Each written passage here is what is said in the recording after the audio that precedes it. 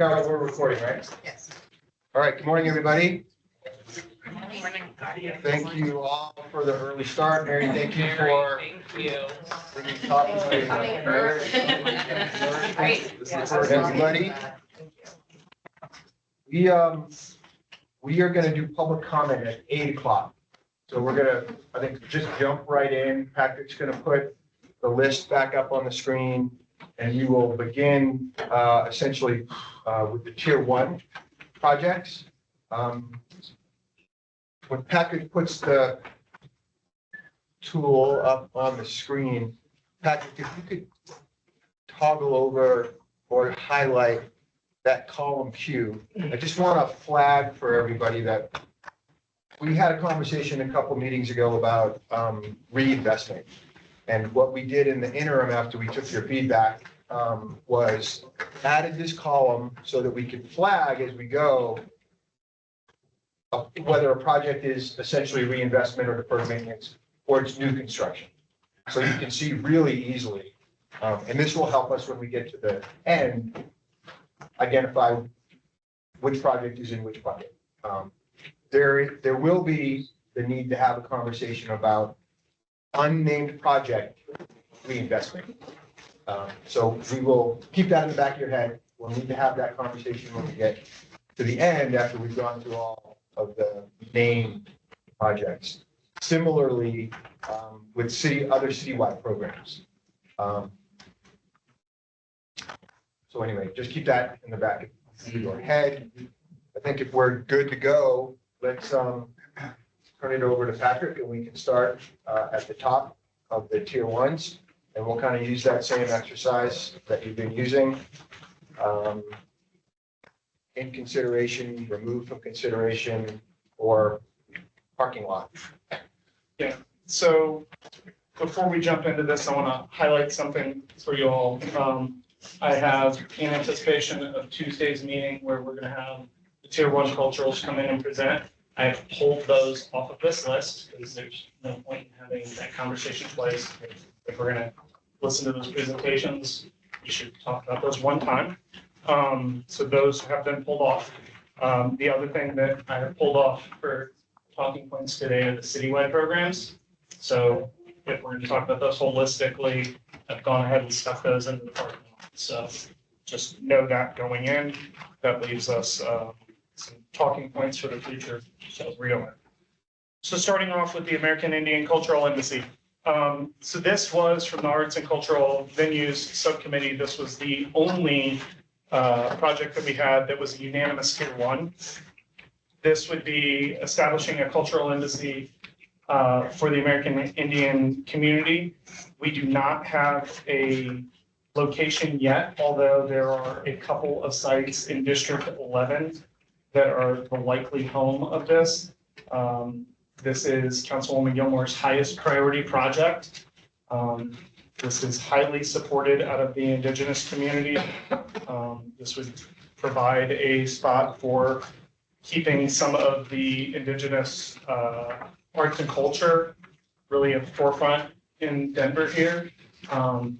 There are 51 nations that are recognized as having ancestral homelands here in Colorado. This would begin to kind of give a place for those arts and cultures to continue to thrive here in Denver and have a place where those traditions can be taught both back into the community and really protected going forward. Well, I'll chime in because in going through this program or process in my personal build upon sheet, this was on one of my top priorities as well. I think that oftentimes we don't give enough attention to our Native brothers and sisters, and I think if we have an opportunity to do something like this, it could be impactful for generations. So that's my 2 cents. So we want to leave it in consideration for now? Yes. Yes. Okay, wonderful. The DPAC Arts Complex Galleria Revitalization. This is on the 6-year CIP plan.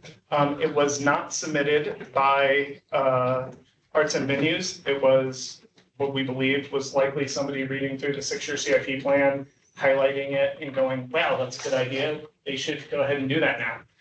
This would really go from the curb at 14th all the way through Sculpture Park. It would create a new facade on the Arts Complex garage. It would flatten out Sculpture Park. Right now, there's a lot of bridges and things like that that are prohibitive toward activation there. It would create restrooms in the Galleria space. There's a lot of kind of pieces that happen in there to really help spark activation throughout the Galleria. The part that resonated for me as we were going through this was really the restrooms and Sculpture Park. Those would be the things that would really enable programming to happen. Arts and Venues does support it, but it was not put forward by them. It has a lot. What's the price? What's the price tag on this one? Since I'm driving, I can't see the price. Price tag is around, I think it was 9 million, off the top of my head. It does have a ton of scalability. Or 12, I'm sorry, I'm going off memory. It has a ton of scalability. There is a viable project here at 6 million. There's a viable project at 9 million. This would help spark, there's a restaurant that's right there that would also get activated as part of this that could be in or out. There's a lot of options of what this project could be. And this is different than the Betcher, the Betcher redesign for arts and venues, right? Yes, and they're not interdependent. And how much is the Betcher? I'm sorry, say again? How much is the Betcher price tag? 125. At a scale. 125 million? But that's. Yes. With a scaled amount of 50. Bet you can scale to 50. Betcher, Just a reminder, we're talking about that one on that's Tuesday. just a plug. We're gonna Got it. we're gonna hear from Betcher on Tuesday. Thank you. Oh, So I don't know where the 50 came from. Oh, We're right. hearing from them on Tuesday. So, Who proposed this then? this came from the community. There was a project idea that came out of a charrette that was done by Arts and Venues with the community last year of just what could we do to really increase activation. I think there is a discussion about with DDA of how to tie the 16th Street Mall back into the Arts Complex. And if you did tie back into the Arts Complex with DDA funds, how could, if you get people to the Arts Complex outside of showtimes, what happens then? So it was in the 6-year CIP plan. I think Arts and Venues supports it, but it's just a question then of, what happens then? So it was in the 6-year CIP plan as something that they would like to see happen, but they did not propose it. So we believe somebody from the community read the 6-year CIP plan, thought it was a good idea and put it forward. I think we're not hearing it from the agency. I understand they're not opposed. I just know there were several other things in that complex. To me, I'd either suggest we take it off because the agency hasn't spoken about it, or we keep it on, and then maybe once we hear from the culturals, I'd love to come back and see all the things that we've kept into that complex and kind of have a conversation about those holistically. So we can keep it with that in mind. Does that make sense? I like the vision, but as we think about the other potential projects, it feels like. I like the we'll have a whole. nice. Okay, so you want to leave it in consideration? Yeah, let's do Yes, that. please. Okay. Historic Chinatown Hop Alley. So this is an alleyway that is between 15th and 16th, between Wazee and Blake. It was put forward by CapU, Colorado Asian Pacific United. This would be a re-envisioning of that alleyway. It is supported by the adjacent businesses. It would create a museum space there, some interpretive signage, some landscaping space for a third space gathering area. Really create a community forward space to tell the story about what happened to the community and the historic Chinatown alleyways that were in the Lodo area that were right down in the late 1800s. It is a relatively low dollar figure in the $2 million range. I'm gonna hold my own advocacy back here. It's a very, very cool project. Was that even what you're at? Is that the best? That is the best that I've got. I'll refrain from saying what I want to say. Patrick, I'm very supportive of this, but yesterday we had a conversation about whether downtown. DDA. is going to be able to pay for this also, do we know? We don't know, that's its own independent process, so you won't know until it There's gets no guarantee. put in. I believe what we heard was that CAPU is also putting it into the DDA, so. Okay, Councilwoman, Mrs. Federico, can you hear me? Yes, sir, I can. You're on the board, and we talked the other day about whether that board could accelerate its decision-making. And could they address this, put this on the bond so that we don't have duplication here? It would be very helpful if we learn that they're going to do it or not do it. That's out of my control. I'm not running the process on when the projects are coming, so I don't. Nicole, do you know if this has been applied for? I don't know the answer to that because I haven't seen the projects, because the tranching, we have to tranche the money first. Yeah, so we're currently taking applications. There's overlap on the team that's helping with the bond. The city team is also helping with the DDA. So I will say, we can't speak about who has applied or not applied. We are checking to see about ease of including this particular alleyway into the DDA, because that's necessary for us to be able to use DDA funds. So the team is doing that diligence, and we'll be able to say if it's eligible or not. And then we'll continue to see if we do have an application from them. We'll endeavor to review that and collaborate with council president and the board. So we'll do our best. Might be completed? I do not know, Laura. We're working actively on it right now to ensure that we do avoid that duplication. Great. Well, So to that end, I would keep it on pending more conversation. Yeah, this is a really important spot that I think we can keep investing around it. This is at 2.4, this is, feels like something. Can I ask just very quickly, I failed to understand how there's any operating impact on this, outside of what we already do, in that area. And it says it's a medium operating impact. Can you help me understand what that is? So, I mean, the city has responsibilities to maintain that alleyway, Currently, to currently do that, and would still have operating impacts to maintain that alleyway. Only now that alleyway would have false fronts for storefronts as part of it. It would be working around, what would be new encumbrances inside of that alleyway. And there would be new structures effectively in there. but no real programming or, nothing too much outside of the norm of Maintaining.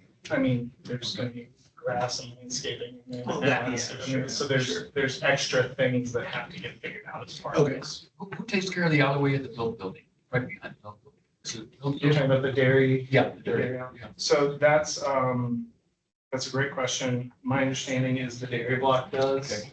under Got it. additional encumbrance permits. That was something that, because they chose to block it off and make it inactive, Okay. if that's the case. This one would not be blocked off. This would be something that's still kind of active. But there was no traffic. There would be no traffic. This was like a key. So, the Loretto Heights Garage, Councilman Flynn were here, he would tell you it's absolutely critical to the Loretto Heights Theater being activated, originally contemplated as part of Loretto Heights theater renovations that are ongoing now. The Loretto Heights Theater does not have dedicated parking areas. So there's a need that will be there. The Loretto Heights Theater is a 750 person theater that's envisioned to be activated as a community forward theater. It is adjacent to DSST campus. We do not have parking agreements with DSST campus.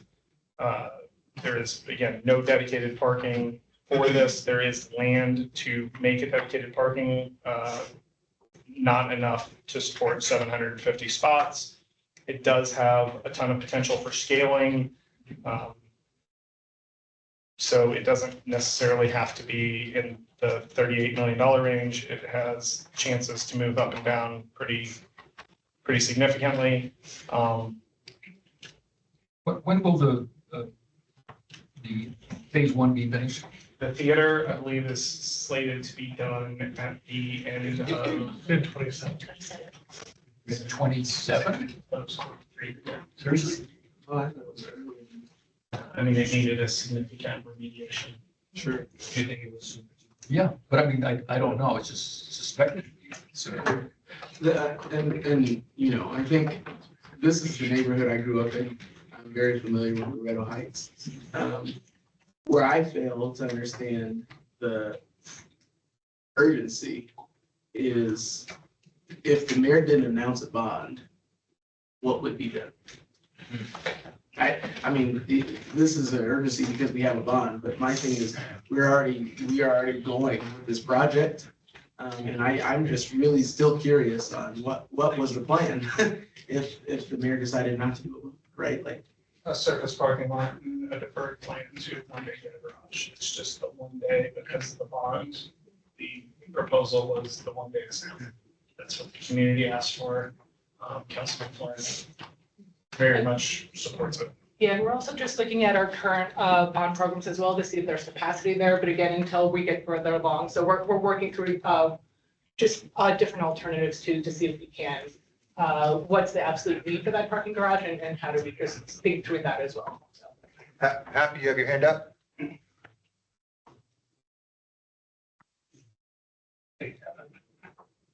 Happy? I have something. What, go ahead. Yeah. So the parking structure also will have a transportation demand management plan to use the parking structure for events at the school during the day and more at night for theater. So it's got a symbiotic relationship with the other activities on the site. So it's not, you're building the massive parking structure for all uses on the site. It's going to be scaled down to. did I hear you say the school's gonna pay half of it? No. I From DPS? heard that too, Mark. Hey. is this Councilman Flynn's highest priority? I think, Yes. I think so. There is also, Councilman Flynn is also very, and we'll get to this project in a little bit. I think it says 1A is 1B would be DB4. So he's right there together with both of them. So I'm going to suggest that we do kind of set this one aside with the leaning towards in consideration. I think there's additional information that's going to come from Department of Finance, and we should have that for you by Tuesday's meeting. I just worried that $38 million is a lot in a bond. Agreed. $38 million in Red Rock's expansion for 44. I mean, this feels like a lot. I mean, I don't even know the parking situation down there. Is it? It's a hot mess. Is it? Yeah, I mean, there's nowhere to park. there's no. But, yeah. I'd echo, I agree, Council President, that's a lot of dollars on a single project. I would like to hear the information on Tuesday that the team is working on before we make a final decision. So I'd appreciate it if we keep it on until then, just so we can make sure we have all of that. Yes. Okay. Red Rock's backstage expansion. So, Red Rocks is Red Rocks.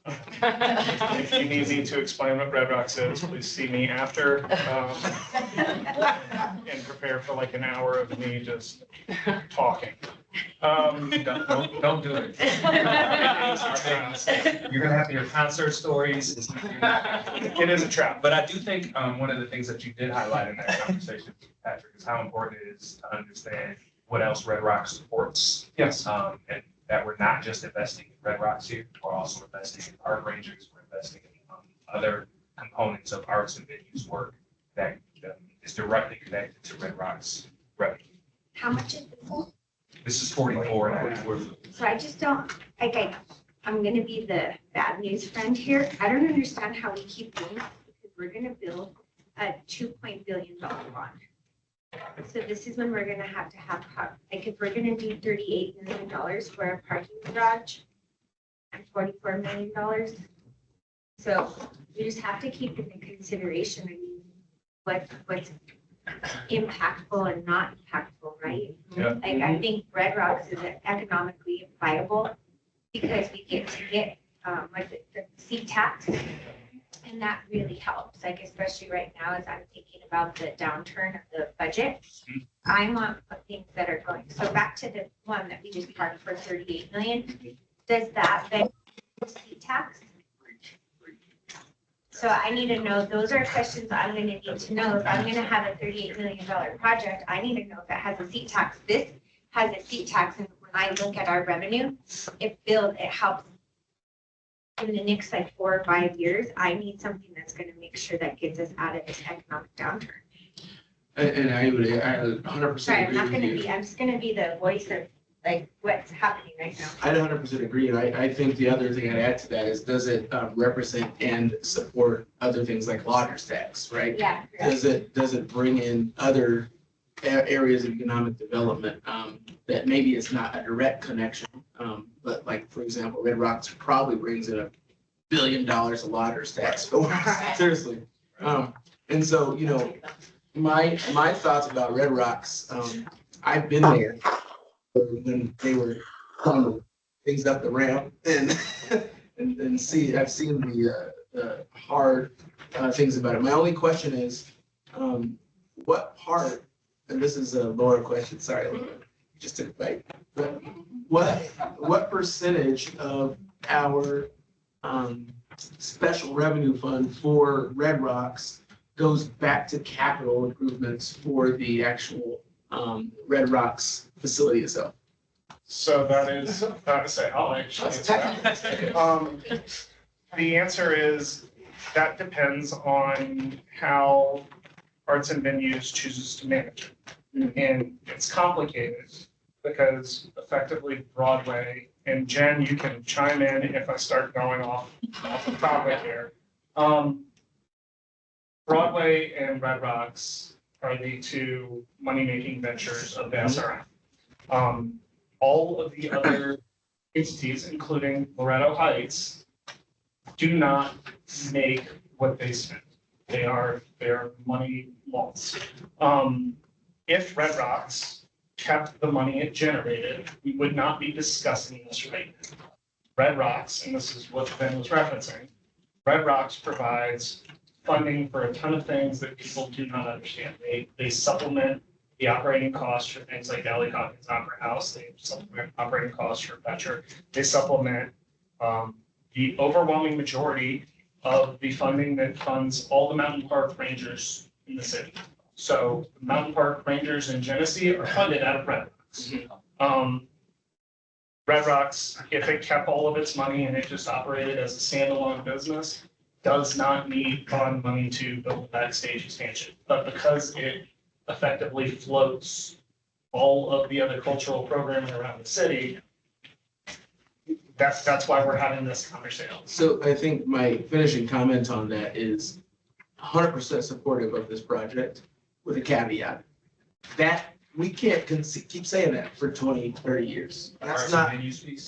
Just Red Rock supports all these other things, and so we have to do it. Just like DIA, Red Rocks should be supporting itself. And then the other things, right? Because if we put ourselves in a position, and this is more of a philosophical conversation more than operational, but if we put ourselves in a position year after year, or mayor after mayor, where we are saying, well, Red Rocks does its thing and it helps all the other culturals, but yet it can't pay for its own things to keep itself afloat and ADA compliant and all the things, we've lost it, right? And so I think just like we have the same type of special revenue fund policies for DIA or for name whatever other special revenue fund we have, we should say that there should be a portion of that goes into those improvements. So just my thought, I think that should be a recommendation for the mayor if we. And I would also say. Can you all hear me now? Yes. Hey, guys. Oh, hey guys, sorry, I was having trouble with audio settings. And I apologize for not being there, but I have a bad cold and I don't want to spread germs. But let me ask a question on this and then just a general question. I think we all agree that Red Rocks is an economic generator for the city in so many ways. The question is as I'm recalling this particular project, um, the question is this gonna create incremental? Are we gonna lose revenues or lose business because this project doesn't happen? And if it does happen, are those is that revenue we're talking about actually going to be enhanced? Because I mean, I don't think we can argue that it's a generator. The question is whether this specific investment will increase the opportunity and increase revenue at Red Rocks. Sure. I can think- talk to this if you like. Yeah, that's Jen from Arts and Venues. Yeah, Jen, if you want to take the first stab at it, and I actually have some data on this as well. So Okay, go yeah. for it. Thank you. Yeah, hi, Jen Morris from Denver Arts and Venues, Deputy Director. Good morning, everyone. Just wanted to add to that, there's a lot of competition that has been cropping up in and around Red Rocks, including Dillon Amphitheater and Mission Ballroom and Ford Amphitheater, where we're seeing AEG and Live Nation and others booking both venues. And so we need to stay competitive. Our backstage is not ADA compliant. We could definitely lose several acts due to this not having a modern and ADA compliant backstage. We've had several, I'm not going to name them, but we have several artists who have had a really hard time getting up the ramps, getting up the steps to even get backstage. So, and better security we need back there. So I think this is the critical part of something that we don't see as consumers, but it's something critical to keep this venue world-class and competitive. And so yes, we could lose revenue. Would we get new revenue because of the backstage? Probably not, because it is Red Rocks, but we could certainly lose revenue.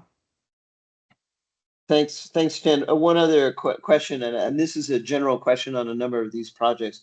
When we'll be able to see, when it says it's scalable, what we talked about the other day, which is, so what's that minimum level and what are different, scenarios like, Okay. For all of these projects so that we can actually plug in some dollar figures. So Okay. the Yeah, viability conversation, Happy, really is as we finish up this process on narrowing the lens, we can really start providing what scaled projects look like as we start to figure out what projects we're focusing in on. Okay, great. Thanks, Jen. That was helpful. Yeah, if I could just add one thing to Murphy's point, we put about $10 million a year into Red Rocks just to maintain it, as we have to put millions of dollars into all of our venues to maintain them. But there's going to always be these larger projects that go above and beyond the funds that we're going to have. And that's where we rely on things like the bonds when they come around to be able to do these things. So yes, we do spend a lot of money putting those back into the venues to maintain them, but there are going to be those large projects that come up that are just going to be above and beyond any budget we'd be able to have by ourselves. Hey, Jen, this is Federico. Why do they need a parking garage and office space? Why do they need that? Yeah, it's in the description of the project.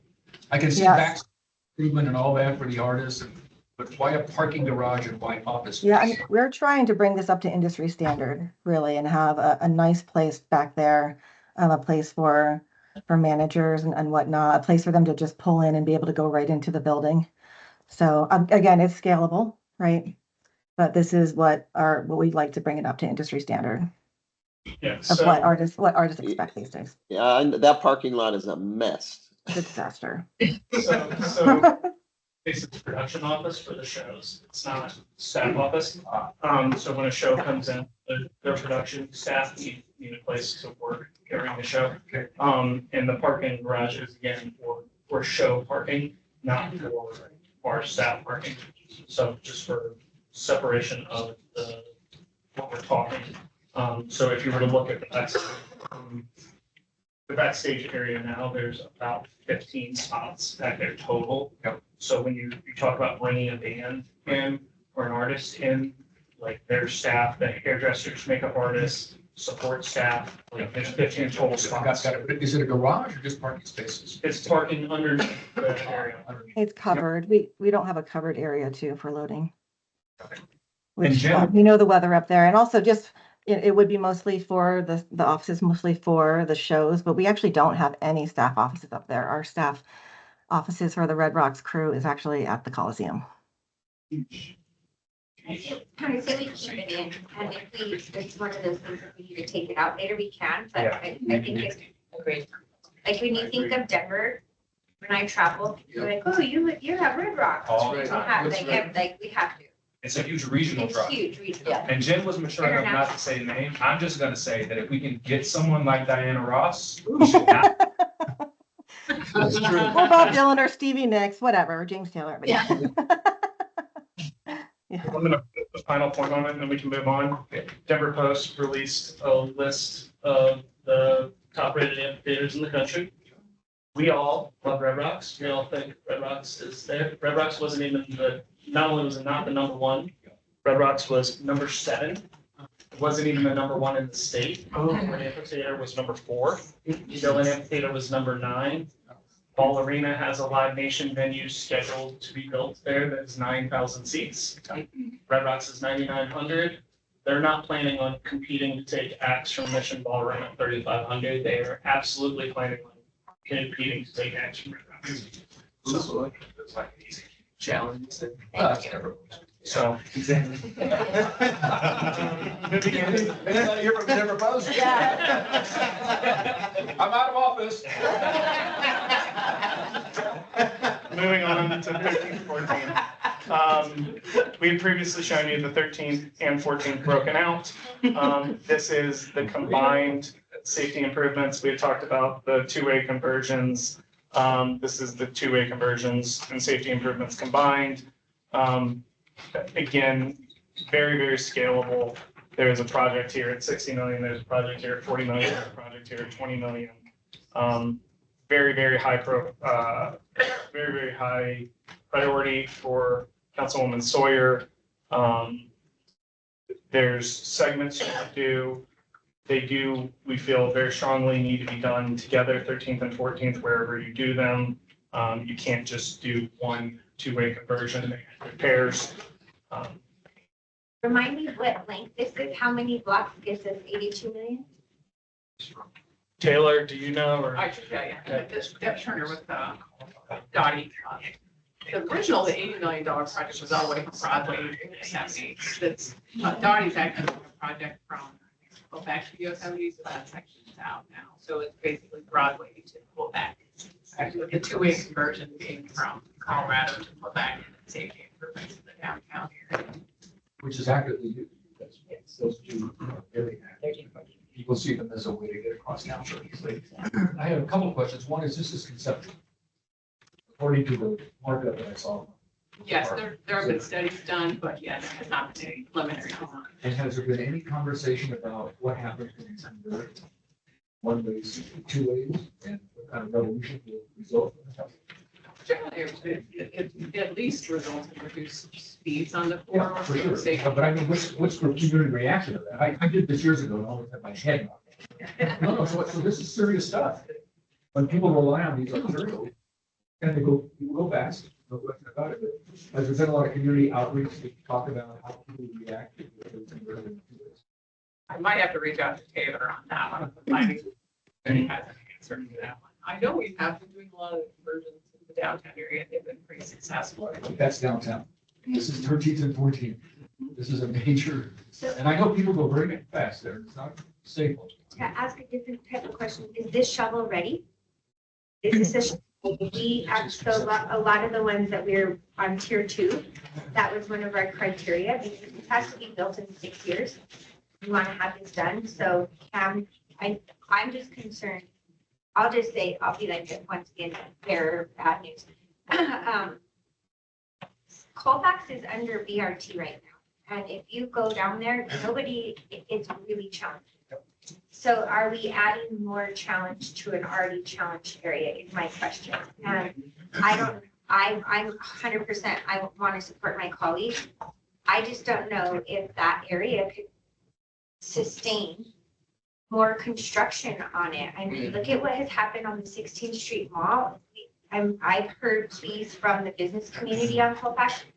Businesses are going to close, and it's from us doing the VRT. So are we adding more harm to an area that is already, I can't even remember how much the VRT is getting invested one street over. I can't remember that investment because it's been happening for like, I feel like my whole entire life since I've been here since 2012. That's just a consideration for this body to think about because of the VRT. I don't know if you've all driven it lately. Super challenging. Well, and I think the councilwoman's, I 100% agree, but I also think that we've talked about having a relook at the bicycle plan and all those plans to make sure there's only really a couple streets to go and not 120 streets that go. So I'd frankly move to remove this one because of all the other priorities. So sounds and looks like there's needs to be more discussion and more thought on. And is it shovel ready? Yes or no?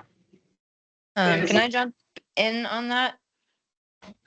Sure. So Patrick, I sent you an email late yesterday. You probably haven't gotten to see yet that has a lot more info on these projects. We kind of went and did a little bit more of a fine tooth comb, recosted them, rescoped them. So as far as shovel readiness, we do have recently published 13th and 14th. It's called the Avenues Safety Study. It also looked at 16th and 17th as well, and went through a public feedback process. And that public feedback process revealed that speeding is a huge concern. These streets are have a disproportionate number of crashes. So there's more than zero work, I'll say, on this, but I think if we are going to two-way 13th and 14th between, and we're only talking about two-waying between Colorado and Quebec, not the part of 13th and 14th that's west of Colorado in the more urban context. I think a little bit more study would have to be done, so I can't say this is shovel ready, but we are implementing the two-waying between Quebec and Yosemite, likely this summer or early next year. And there is some desire from the community, as far as I have heard, for this project. But with all due respect, this is a major deal. And right now, when I read the worksheet, it said it's only conceptual. So by this time, if you're going to ask for this kind of money, it should be beyond conceptual. We should know exactly what's going to happen. Are there going to be put bike paths? Are there going to be speed bumps? Whatever it is, in addition to converting the one-way to two-way. So that's my concern. It's very conceptual right now. So what I would say, based, I just opened what Taylor sent me last night.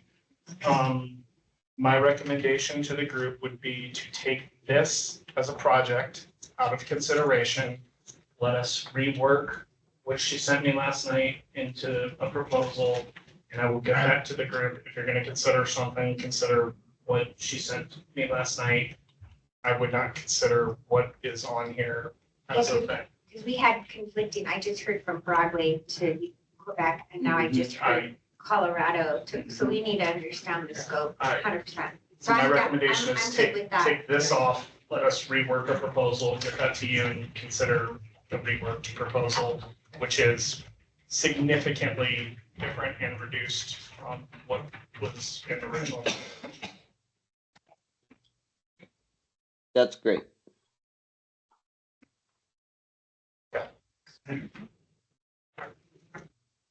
17th and 18th.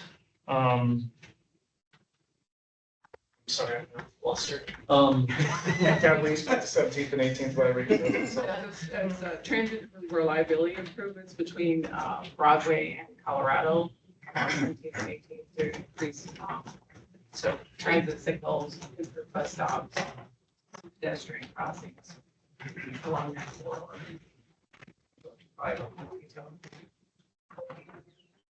So phase one of this is supposed to be completed this year? Correct. Which bus lines does this serve? That's very, if it's transit improvements for signal priority for buses, I was asking which bus lines it served. I can find that.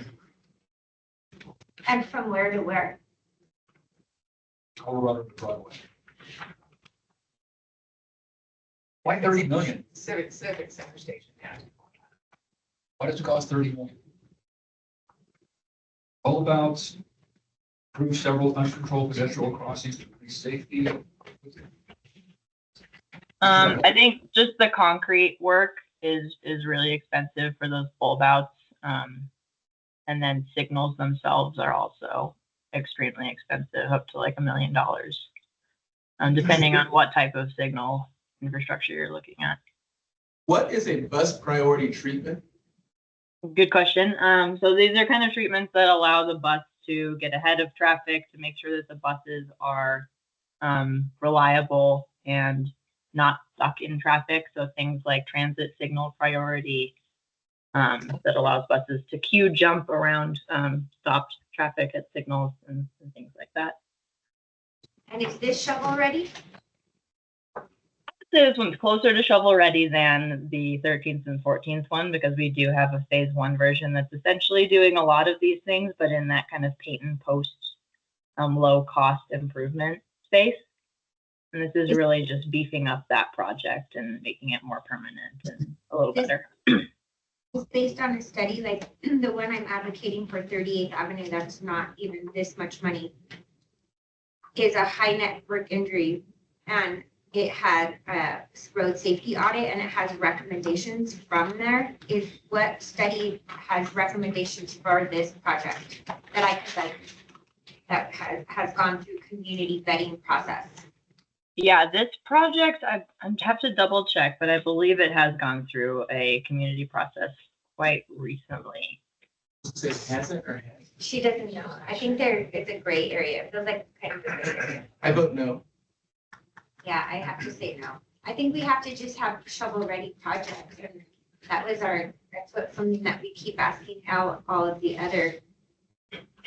And given some of the other immediate safety concerns like Sixth Avenue and others. Yeah. I support it.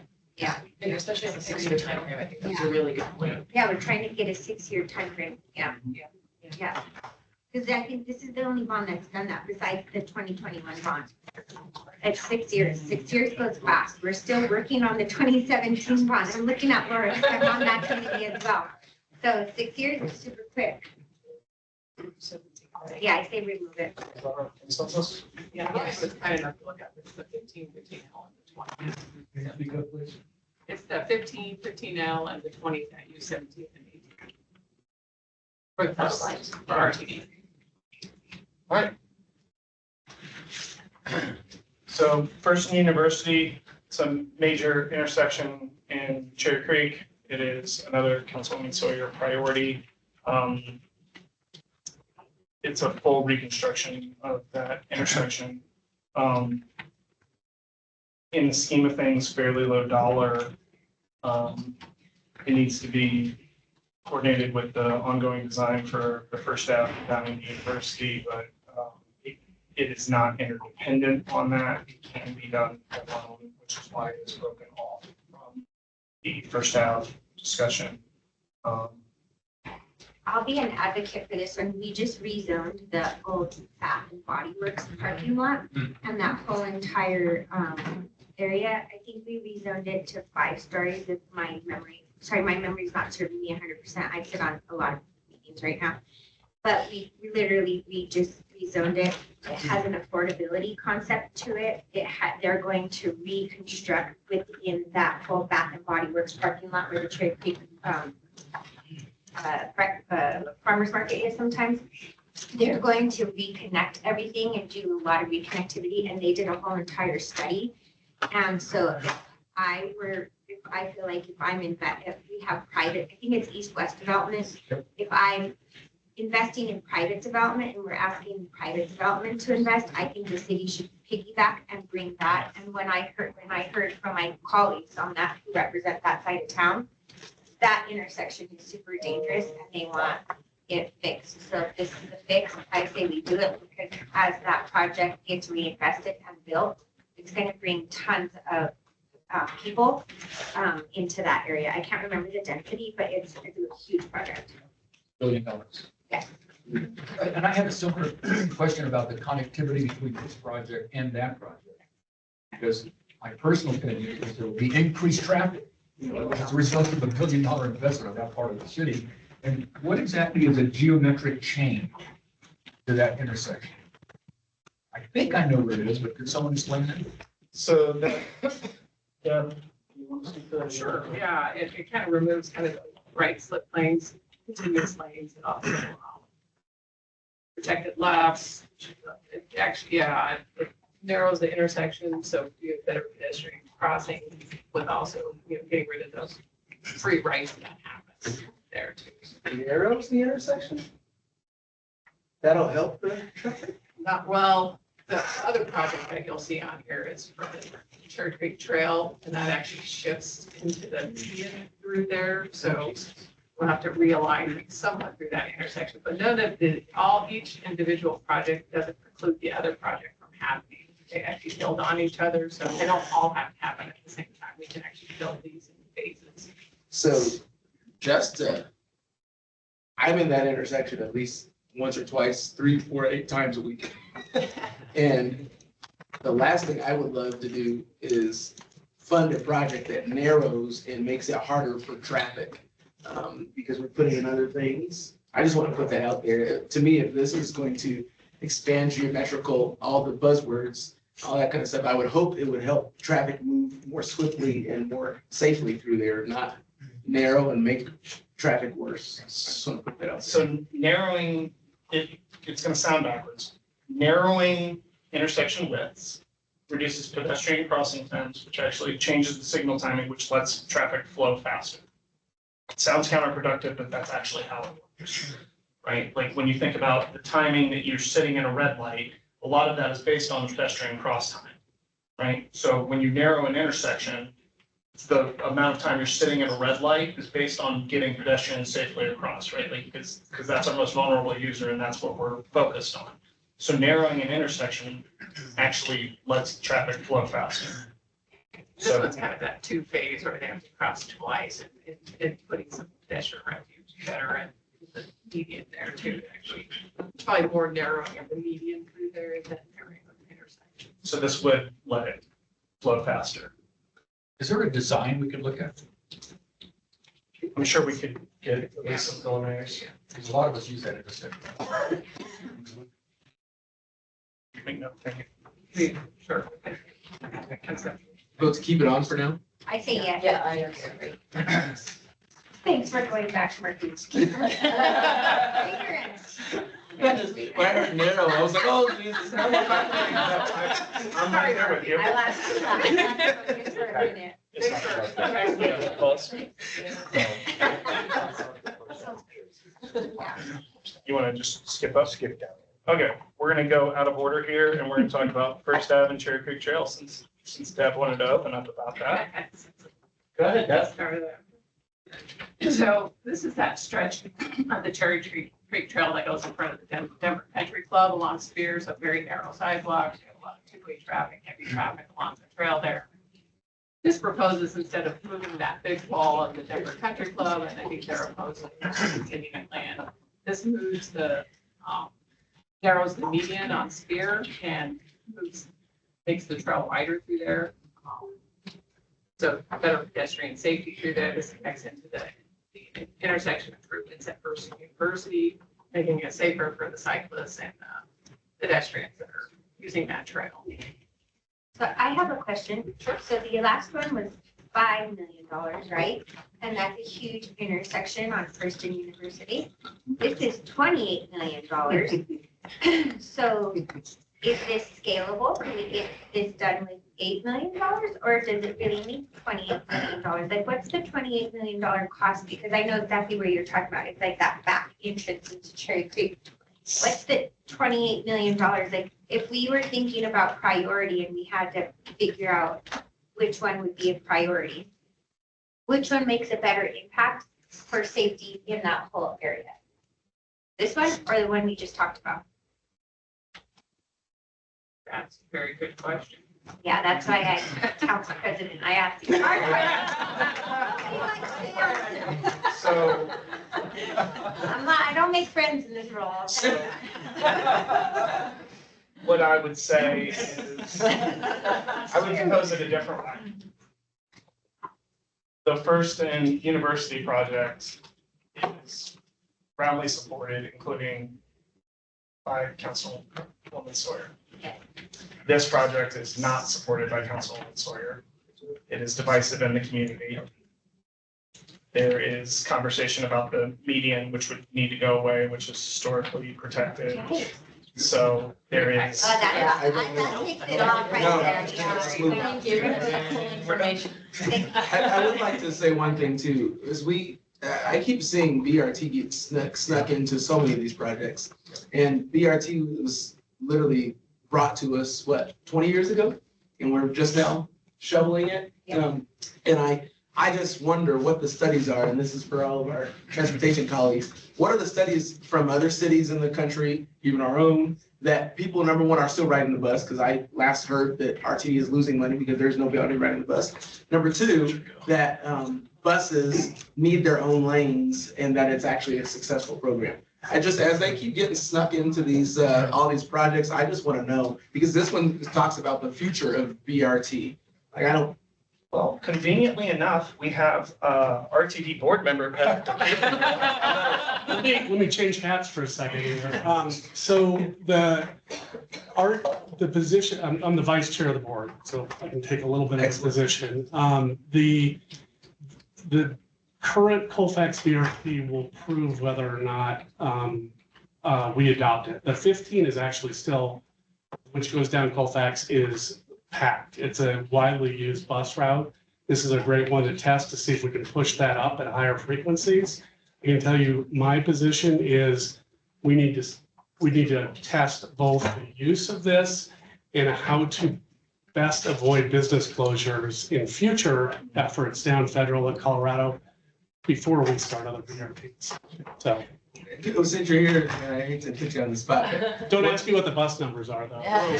One last question, and I don't know, I won't waste any more time on it, but you all have, not you all, the city, in my tenure here, put in a ton of bus-only lanes downtown. Have you seen improved drive times for bus drivers and more ridership because they put those bus-only? I mean, that's a smaller concept. There's an inconvenient thing that happened the same time we did that, which is the 16th Street Mall.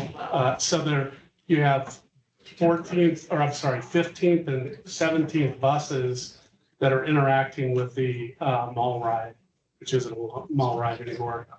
And so that I would say the data is just not truthful. Okay, yeah. Thank you. So we're at 7:58. Do we have a recommendation on this one? So. Okay. Well, we do one more, then we'll wait for public comment. Okay. Which one are we on? So we're jumping back up to the 21st Street 5280 node. So this was proposed by Councilmember Hines. This would implement a segment of the 5280 trail on 21st Street.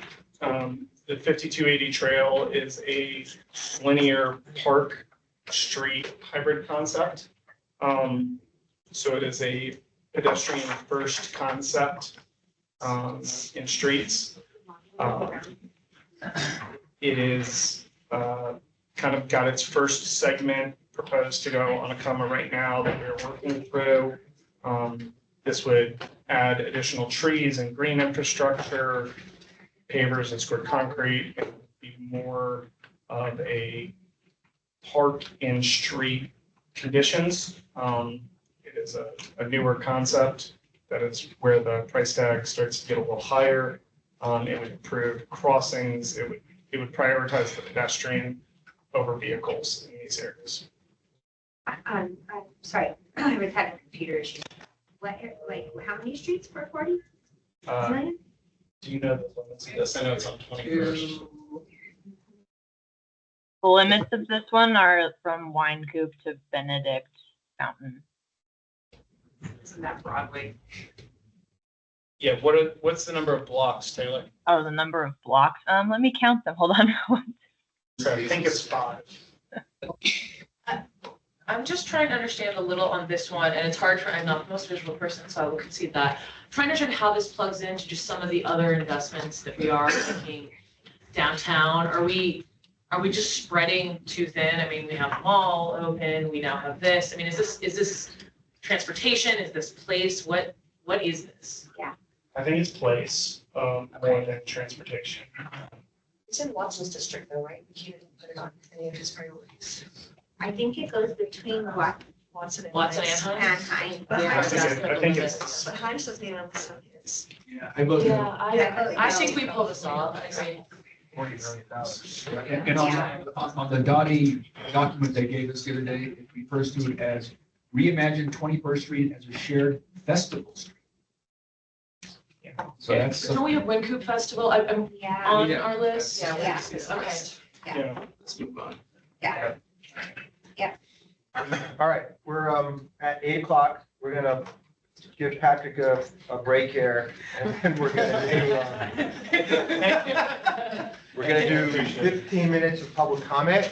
I'm gonna read off speakers. A reminder that each speaker has 90 seconds. Kurt Weaver, you are up first. Morning. Morning. Hello, everybody. Sorry, behind you. Kurt, you want to come up front? Sure. Yeah, where's the camera? Just be in front of That me. green bar right there. The green bar, but there's a microphone above your head. Hi, everybody. My name is Kurt Weaver, and I work with the Sloan's Lake Park Foundation. Great to see everybody, and thanks for having us to chat here today. I'm here to advocate for the $40 million of aquatic and environmental improvements to Sloan's Lake as part of this bond. Although this will not be the long-term solution, which is sediment removal, this is absolutely the catalyst and absolutely a necessary project to make sure this lake does not keep going down the hill that it's currently on. And so we definitely need this absolutely right now.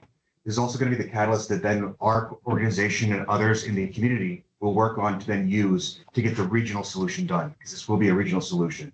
And this kind of money is the catalyst to then go to those other organizations like municipalities, Mile High Flood District, Dottie, and others in order to then get this project done on a holistic scale for the entire project long-term to be dredged, so sediment brought out of there and everything else that we need to do. So this project, the $40 million that's initially here is for aquatic improvements, environmental improvements, shoreline restoration, things like that. That's a great step into then the long-term solution of sediment removal. So we hope you can do this. This is what the community needs. Sloan's Lake is the neighborhood there, and absolutely the health of the lake is the health of the community. So please consider supporting the Sloan's Lake initiative in this fund. Thanks, Can I ask a question? Yeah. So, hi, Murphy Robinson, nice, thank you for coming. Have you talked to Mile High Flood District or your foundation talked to Mile High Flood District? Are they willing to put any money towards this or any other entity putting any money towards this to help? Yeah, we put together what's called the Watershed Alliance, which includes all the municipalities that is basically west and currently flowing into the lake, plus Mile High Flood District, Dottie, Water Conservation Boards, and we have about 40 different people that are on that organization, include all of our elected officials at the local, state, federal levels. So we try to put that all together in order to do this in a holistic way. But that will be the longer term project for sure. So no on any more money for this? Well, the project isn't to a place to then be funded yet for the sediment removal, but that's on where we're going now. So that's what we're looking into at this point. Thanks so much. Great, Kurt, thank you very much. One other question. I'm Sorry. I used to jog around there, so Sloan's Lake has been an issue for years. For years, 50, 60 years, as far as I can recall. The question is, when you say aquatic improvement, does that mean to make it for water skiing again? That's an important question. No, that's actually something that would be community driven. Once we do the community meetings, the Parks and Rec and others would do those community meetings to see what people want in that lake. Yeah. I don't know if you ask them today what the community would want, if they'd want motorized boats back on Sloan's Lake. I think you'd have to hear that from the community to see that. I think the community has certainly changed since it was the water skiing capital of Denver and the region. Right. So I think that's probably something that you may not want to see motorized boats back on there, but certainly the community would have to give input on that. But the reason I'm asking for the cost changes is you don't sure. have water skiing, then it goes down significantly. So it'd be really helpful to know if that's the long term. This project for the aquatic improvements and the environmental improvements is not hinging on that. It's the sediment removal part that would really be in part on that part. So that's the longer term project down the road. This is the first step in that process, and this would certainly catalyze that new money coming in to get that bigger project done. Thank you. Thank you. Thank you, Kurt. Rob Finnegan. Good morning. Gosh, you all are up early. I am a new neighbor to Sloan's Lake, and I also am part of the Sloan's Lake Foundation efforts. I've lived in 3 distinct neighborhoods in Denver: Park Hill, downtown, and now I'm a lucky neighbor in Sloan's Lake. If I know that most of you know the emotional part of the Sloan's Lake Park, the young kids fishing, all the events, the soccer, and I don't need to kind of go over that with you. It is critical, though, that we take care of this lake. This lake is imminent that it's going to die. And the biggest concern is you're not just losing a park and a recreational area. You are would be creating a disaster, an environmental and a financial disaster that the city will then have to deal with down the road. So, it's one thing to think, oh, well, this asset of a park and kids won't have a place to play soccer. If this lake dies and if we don't take care of it, the health of this lake, you will have an environmental and financial disaster that the city will have to confront.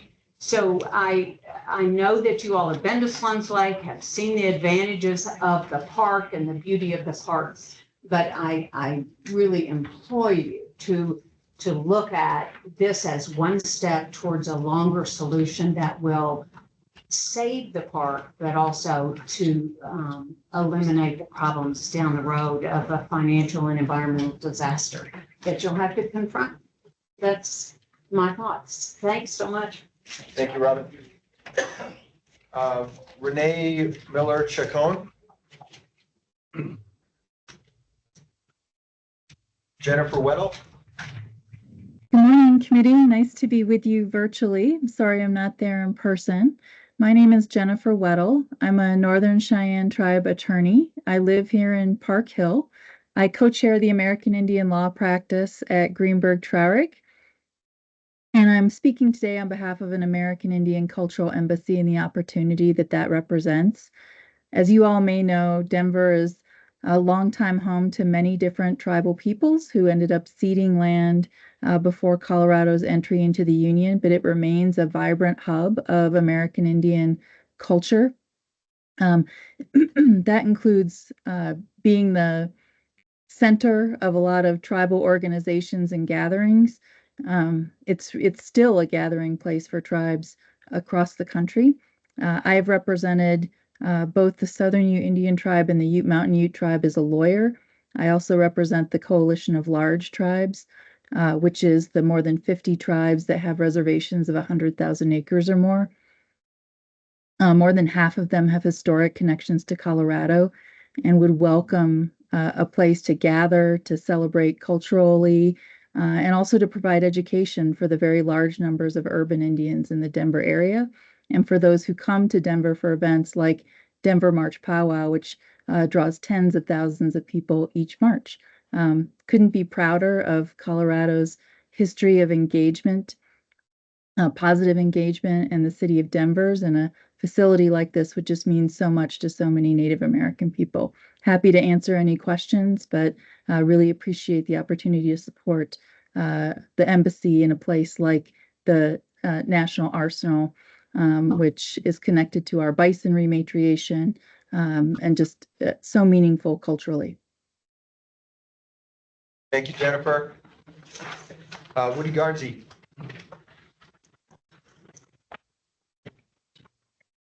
Ed Check. Oh, sorry. Keep coming, keep coming, keep making. A little bit pokey, You sorry. have to call it twice every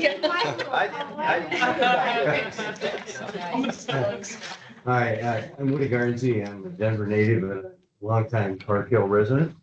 And I'm speaking to support DPR's Park Hill build-out request. A significant bond allocation is necessary in order to help Denver jumpstart the unique opportunity to create a fabulous new 155-acre park. I want to make 4 points in my short available time. First, located in a DPR identified area of greater need for parks, the new park will both serve the nearby neighborhoods and provides citywide park and recreational benefits due to its proximity to RTD's A-Line station, to I-70, and to Colorado Boulevard. Second, a significant bond allocation for the build-out will allow the city as soon as possible to begin implementing the phased build-out plan, the new park based on outcomes from DPR's exciting ongoing visioning plan for the land. Third, a significant bond funding allocation for the build-out needs to happen now because the next bond opportunity may be several years away. And finally, due to the overwhelming citywide electoral support for preserving this invaluable open space in 3 separate citywide elections, a significant bond allocation for the Park Hill build-out will help ensure a successful, vibrant Denver bond issue next November. So thank you for all the time and energy you're putting into this task. I don't envy you at all. Thank you for your time. And by the way, I heard Ed Schalke's name called, and he was going to speak. He texted me a little while ago that he's had a health issue and he won't be able to join.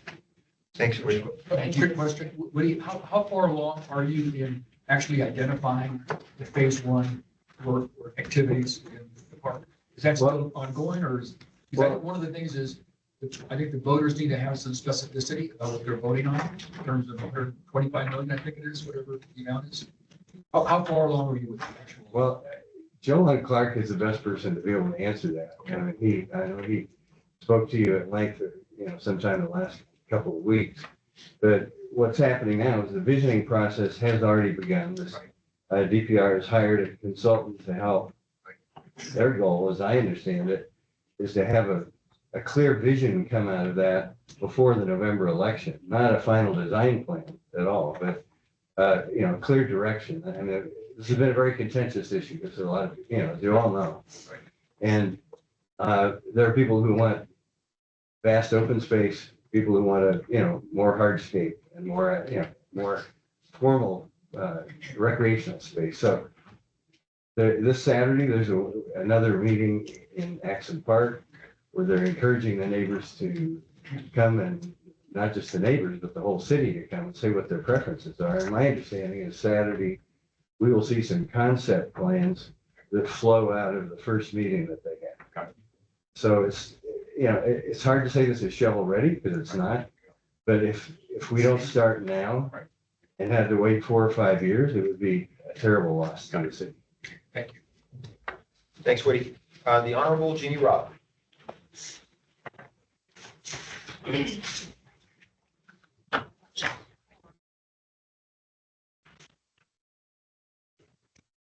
Good morning. It's great to be here, and I enjoyed listening to your discussion.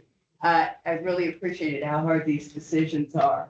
I came to talk about the First Avenue Cherry Creek Trail issue, and I'm going to go ahead with my prepared remarks. Can we pass these around? Because I know sometimes these projects can arise from the ashes. So I was lucky enough to serve on council in 2005 when the design guidelines for Denver's designated parkways and boulevards were written. And in the foreword, the managers of Parks and Recs, then Public Works, and CPD wrote, Denver parkways and boulevards warrant a special level of care, of standards, of protections. Otherwise, these spatial corridors of parkland can be withheld or can be whittled away by change and neglect until they are lost. Colorado Boulevard is a striking example of the ruination of a parkway from the lack of protection and insensitive management, end quote. My concern with the proposal that you just rejected is that the reduction in the median would turn this part of the historic Spear Boulevard into a Colorado Boulevard. How many trees would have been lost? Can a narrow median be maintained safely, adequately? When will the proposal be reviewed by Landmark? Hasn't been there. Does this set a precedent for Denver's other historic neighborhoods? In my mind, there's no question that the Cherry Creek Trail is dangerous in merits widening and or a protective barrier, but spending $28 million on this particular proposal is not wise. Thank you. Good question. Yep. You mentioned protective barrier. Nobody has mentioned that yet. We were thinking about that. In the handout that I gave you, Yep. there's a description from the Cherry Creek moves. It's a street cross section. And I underlined in the description that the public did suggest widening or a barrier, and I've never seen a proposal with a barrier. Because it would seem to have to be simpler to protect the bicyclists. It's just a barrier. Right?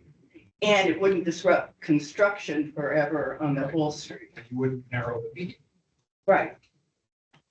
And there are, people have really looked at this. I've got to be fair, and I'm not a transportation planner, but I think we've got to keep looking. Got it. Thank you, Chief. Christine O'Connor?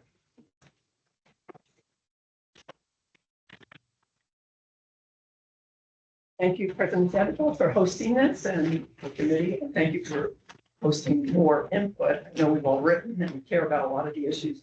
I'm here just to talk about Park Hill Golf Course for a minute, or Park Hill Park. And I think it's critical, I'm listening to some of the questions, it's critical that you know that the last 7 years has kind of languished and it's in bad shape.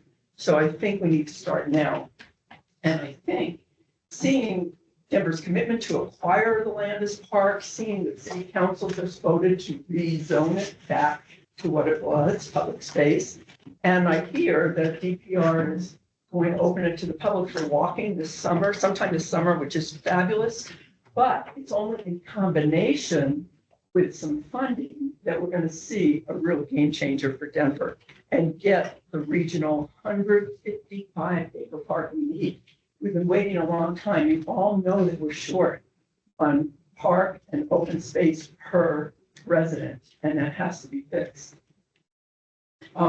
Denver DPR's request for meaningful allocation is critical. We can't postpone it anymore. We know that this bond issue will give the city the tools to begin turning this land into a fabulous regional park, accessible to all Denverites. I urge the committee to make a significant allocation, to answer your question, even to start the process of fixing some of the irrigation, the paths, the vegetation, just get the thing going. And I trust there will be plenty of money needing to be spent. And the most important thing here is I've been an organizer for a very long time on many issues, green space, et cetera. And based on Denver voters' history, voting for public spaces and voting for parks, 2A, I could go through the whole list. I think actually it will help the bond issue pass. Thank you. Thank you. Thank you. We have time for a couple more. Josh Saunders. Hi, guys. One second, let me get my camera on. Oh. Hi, I'm Josh Saunders. I'm a member of the South Hilltop RNO, dad of 3 living in District 5, and I wanted to speak in support of the Connectivity Committee's recommendation that about half the bond goes towards its projects. Denver's expensive, and while my wife and I struggled to pay for childcare, we realized the biggest cost savings we could make in one move was to get rid of a car. So we've been a single car family for 6 years now, and that is only made possible by investments in multimodal infrastructure. When Dottie invests in safety over aesthetics, it improves my family's budget. My kids know we save money taking the bike, so they think that buys them pies from Legacy Pie Co. every time we ride by. And I am trying to undo that. For my wife and I, though, it has meant the financial flexibility to give all my kids their own bedroom and rent closer to the park. We only have one expensive liability in the driveway. For example, both of our e-bikes are insured, but it's only $18 a month. When the city invests in Safe Connections, I get to swap a car insurance bill for a bike insurance bill, a car maintenance bill for a bike tune-up, and transportation that runs on breakfast burritos instead of gas. We are in District 5, and I would love to see all those projects get funded, like the Tier 3 District 5 traffic calming, the Tier 2 Alameda Road safety audit, and I know this was just talked about, the Tier 1, what I call, please, for the love of God, fix the bike lane by the golf course. I also understand this isn't the South Hilltop bond, and I'm excited for all the projects that get funded. So yes, the bike lanes are used. In our family, we ask if the car lanes are really the best use of space. So please don't be shy about taking the Connectivity Committee's recommendation to allocate 50% of the bond toward multimodal projects. Thank you for your time. Thank you, Josh. We have a representative from Denver Health.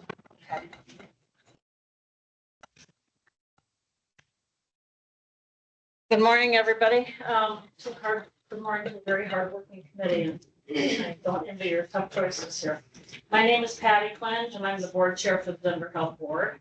I'm here today to express strong support for the proposed $50 million investment from the Vibrant Bond to rebuild Denver Health's Sam Sandos Westside Clinic. This clinic is a cornerstone of community health and has operated at this location since 1985. Not just for the neighborhood it sits in, but for the entire 28,000 patients rely on it every year. And they come from across Denver because it's a trusted, welcoming place where quality care is provided regardless of income, insurance status, or background. The need for accessible health care is growing rapidly. Rebuilding Westside Clinic ensures our infrastructure can meet the rising demand and that we're not just reacting to public health needs, but proactively preparing for them. This is about equity, it's about dignity, it's about the health of our city. Approving this bond funding is an investment in long-term community well-being. It supports preventive care, chronic disease management, mental health services, and a lot more, all under one roof in a clinic that has served generations of Denver residents. Please vote yes to move this crucial, shovel-ready project forward. Building this new clinic will expand much needed capacity and new services for the growing healthcare needs of our city. Let's keep Denver healthcare within reach for everyone, because a healthy Denver is a stronger Denver. Thank you so much. Thank you. Any questions? Yes, First of all, thank you for your service. thank You're you. doing great work, keeping the health of our citizens. Is there any consideration for contributions for this? The other clinic, a little down south, had contributions with private sector. Yes, we're working on that through the foundation. Any sense of how much you might be raised? Not really. Okay. So it's gonna be a match. We're asking for 50 million. The total to build is 110. Right. So we will do what we did for the OMC as well. We asked the city for 75 and we did another 75. So the goal is Denver Health will raise the other to match the final bill. And we have some capital. Yes. already established. Thank So, yeah, and it could be as much as 115 million. Got it. Okay, thank you. Thanks, Patty. Thanks. All right, last speaker, Christina Maldonado Badhand. She was sick. She sent an email. Thank you. Kate Spear. Hi, I'm an employee of Rainbow Dome and we're renovating a commercial building in Sun Valley. And so I came to advocate for the Sun Valley Park that's on the bond list. And for one, the Sun Valley historically used to be a waste site. So this park will like remediate the land. There's also all this development along the Platte River that it will tie into and create a better bike lane. But most importantly, what I've seen since we've like moved into the neighborhood as a business is that the whole neighborhood has been decimated to make room for the Denver Housing Authority, which almost finished all their projects. And then there's all these vacant lots that private development housing will go into. So the neighborhood's getting a whole new influx of folks moving in, and we need a park. And the parks are like the best asset living in Denver. I enjoy all the city parks, and I want one for our neighborhood. And the plans that they've shown the neighborhood meetings have been really beautiful and exciting. And so I encourage you, this is a really important thing. And it's a very working class neighborhood, transportation's hard, so not many folks can come in person to advocate. The residents don't really respond to email, so you might not get someone to join online. So I just wanna put weight behind what they want and hope you will fund it. Thanks. Thank you. All right, thanks, everybody. We're gonna turn it back over to Patrick. Back up. Can I have one last question? I'm sorry. I apologize for all my questions, but to the people from Park Hill, we have several people, just a general question. Obviously, the park is an extraordinary opportunity for the city to do something creative and long-lasting and historic. And I think the people of Denver have, through the 3 elections that you all have said, have supported maintaining that as a part. My question is, if we are limited to $800 million for this bond project, and the Park Hill is going to take a large chunk of that, how would you feel if that project was separated all to itself on the ballot in November, asking the people of Denver to increase the mill rate by $0.25 of a mill or whatever it is to fund that project, because it is so unique and such a great opportunity for the people of Denver? How would you all feel about that? Could I just ask generally, is that something too risky because it might fail? Or do you think you'd get enough support from the broader community that they would say, yes, let's support that, even though it means an increase in the mill rate? Anybody? They all walked out. Oh, they left? Woody's there. Well, I'm here. Oh, great. Hi. That's an interesting question, and I don't know that I have the political experience and sophistication to answer. I mean, it's a whole new issue to run almost a separate election on that issue. I think it would win because, you know, overwhelmingly city voters voted 3 times now for keeping the property open. But I just don't, I'm not tuned in enough to the political reality. It's a novel idea. I just thought of it. Right? It just seems like this great, pretty galvanized people of Denver. Let's get this part. It's our new, central park, of New York. This is our park. Right? And you can make it a real galvanizing event for people that are saying, let's support it. Let's make it beautiful and just a historic park. Just something to think about. Well, This is Jennifer Weddle. Even though I spoke on the American Indian Cultural Embassy, I am a Park Hill resident of 25 years. And I would say that's a no-brainer and easily, strongly support her. And I think former Mayor Webb is a force unto himself who could really help us lift that as a special project that means a lot to the city broadly. Thank you. All right. So Patrick? Okay, all right. Back into it. The next project to discuss was the 38th and Blake underpass reduced scope. So in tier 3, we had talked about the 38th and Blake underpass as a large expansion and deepening of the underpass there. That would have involved massive coordination with both the RTD-A line out to the airport as well as Union Pacific main lines coming through there, as that's their main yard access. This was a reduced skinny scope. This would focus on pedestrian multimodal experience through that underpass, signalization improvement on the east side at the Walnut intersection, a little bit of improvements on the west side as it interfaces into Wynkoop. This is really pedestrian focused. This is, speaking for Councilman Watson, I believe his highest priority project. This is desperately, desperately needed. That underpass gets backed up every rush hour, both morning and evening. This impacts Brenton Boulevard at 38. It is really a problem. This is scalable to a point, but every dollar you take away from this impacts both pedestrians and cars and cyclists and people on scooters immediately.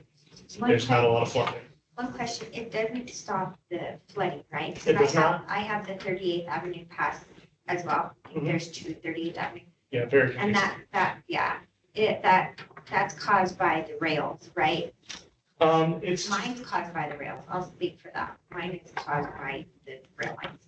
Yes, to a point, that one is caused by the rails.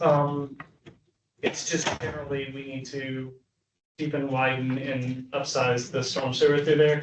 I mean, you just have a valley in between there, and doing work under the rail is inherently complex. This one also, the center pier between them is unprotected. If a truck were to hit that, we could have a much, much, much bigger problem very, very quickly. This project does include some drainage improvements. Some That should help with drainage. flooding. I would say keep this in there. I think this is great scaling down of a project that was Yeah. 9 figures, and now we're down to something that seems really manageable. I think this is great. Yeah, this immediately impacts the neighborhood and the public. I'm personally very supportive of this, not in my opinion. 8th Ave partial viaduct replacement. So this came out of the District 3 meeting. It also came up in the District 7 meeting. One of the general comments we had, and it came up in two different ways. District 7, the conversation was, we need more multimodal pedestrian bike access east-west across the city. The District 3 meeting was 8th Avenue feels weird.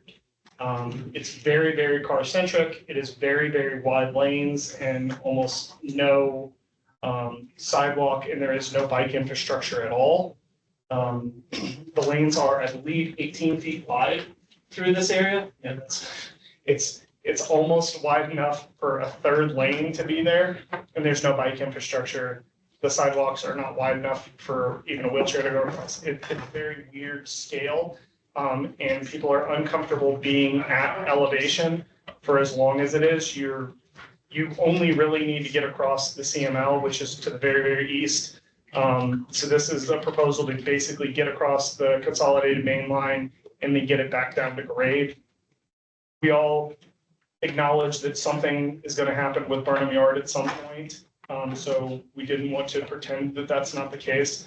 This is not about Burnham Yard. However, this is about making it multimodal friendly for people to get across in this area and connect the network back into allowing people to move in cycles and scooters and walking.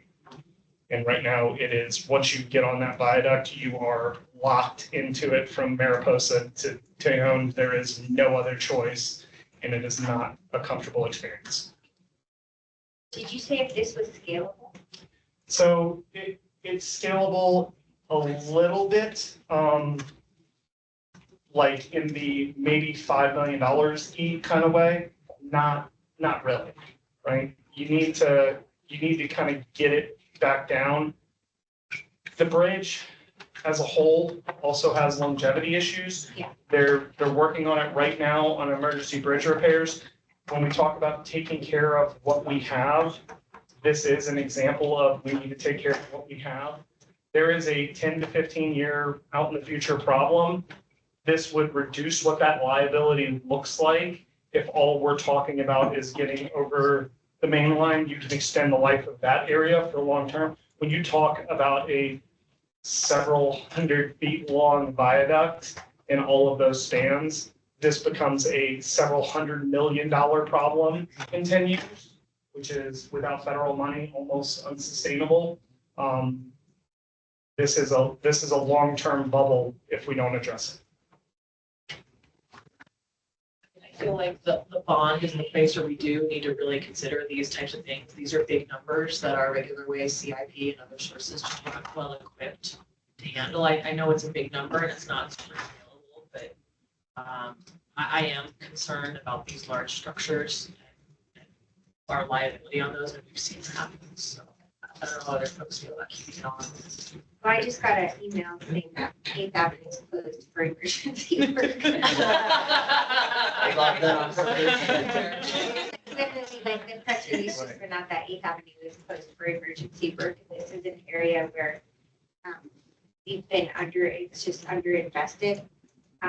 So I would say keep it on there for now, and then we just, as we build the bond, we're gonna have to look at considerations, because $89 million price tag is huge.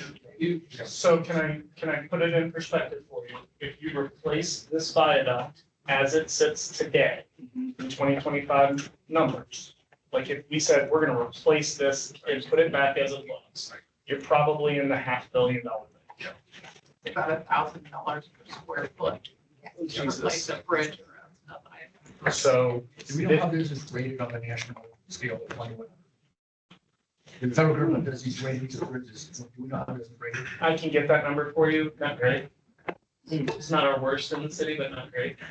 And it is critical to the community. They're getting a pedestrian-friendly cross at 6th Avenue is never going to happen. I won't say never, highly unlikely to happen. This is the way that we get bike and peds across across in east-west connections to this area. It's this, Alameda, Colfax, those are where we're gonna get it. And am I mistaken that this is the same viaduct that's heavily used during Broncos games? I'm not a Broncos fan, so I'm the worst person for that. I move to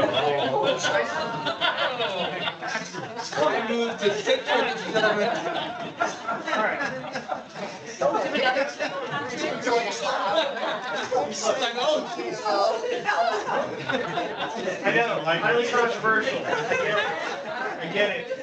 Wait, yeah. Just saying controversial things everywhere. That's about to kick off in this area that is in the 25 budget that I worked with Councilwoman Torres to get for this. And so it's the Burnham Yard, it's like the Burnham Yards neighborhood plan. And it's gonna have 6th Avenue and 8th Avenue. And it's gonna have a recommendation to replace this bridge.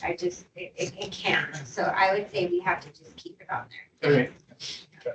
So can somebody say what priority this was for Councilwoman Torres? I don't think she put it on her list. She did. Okay.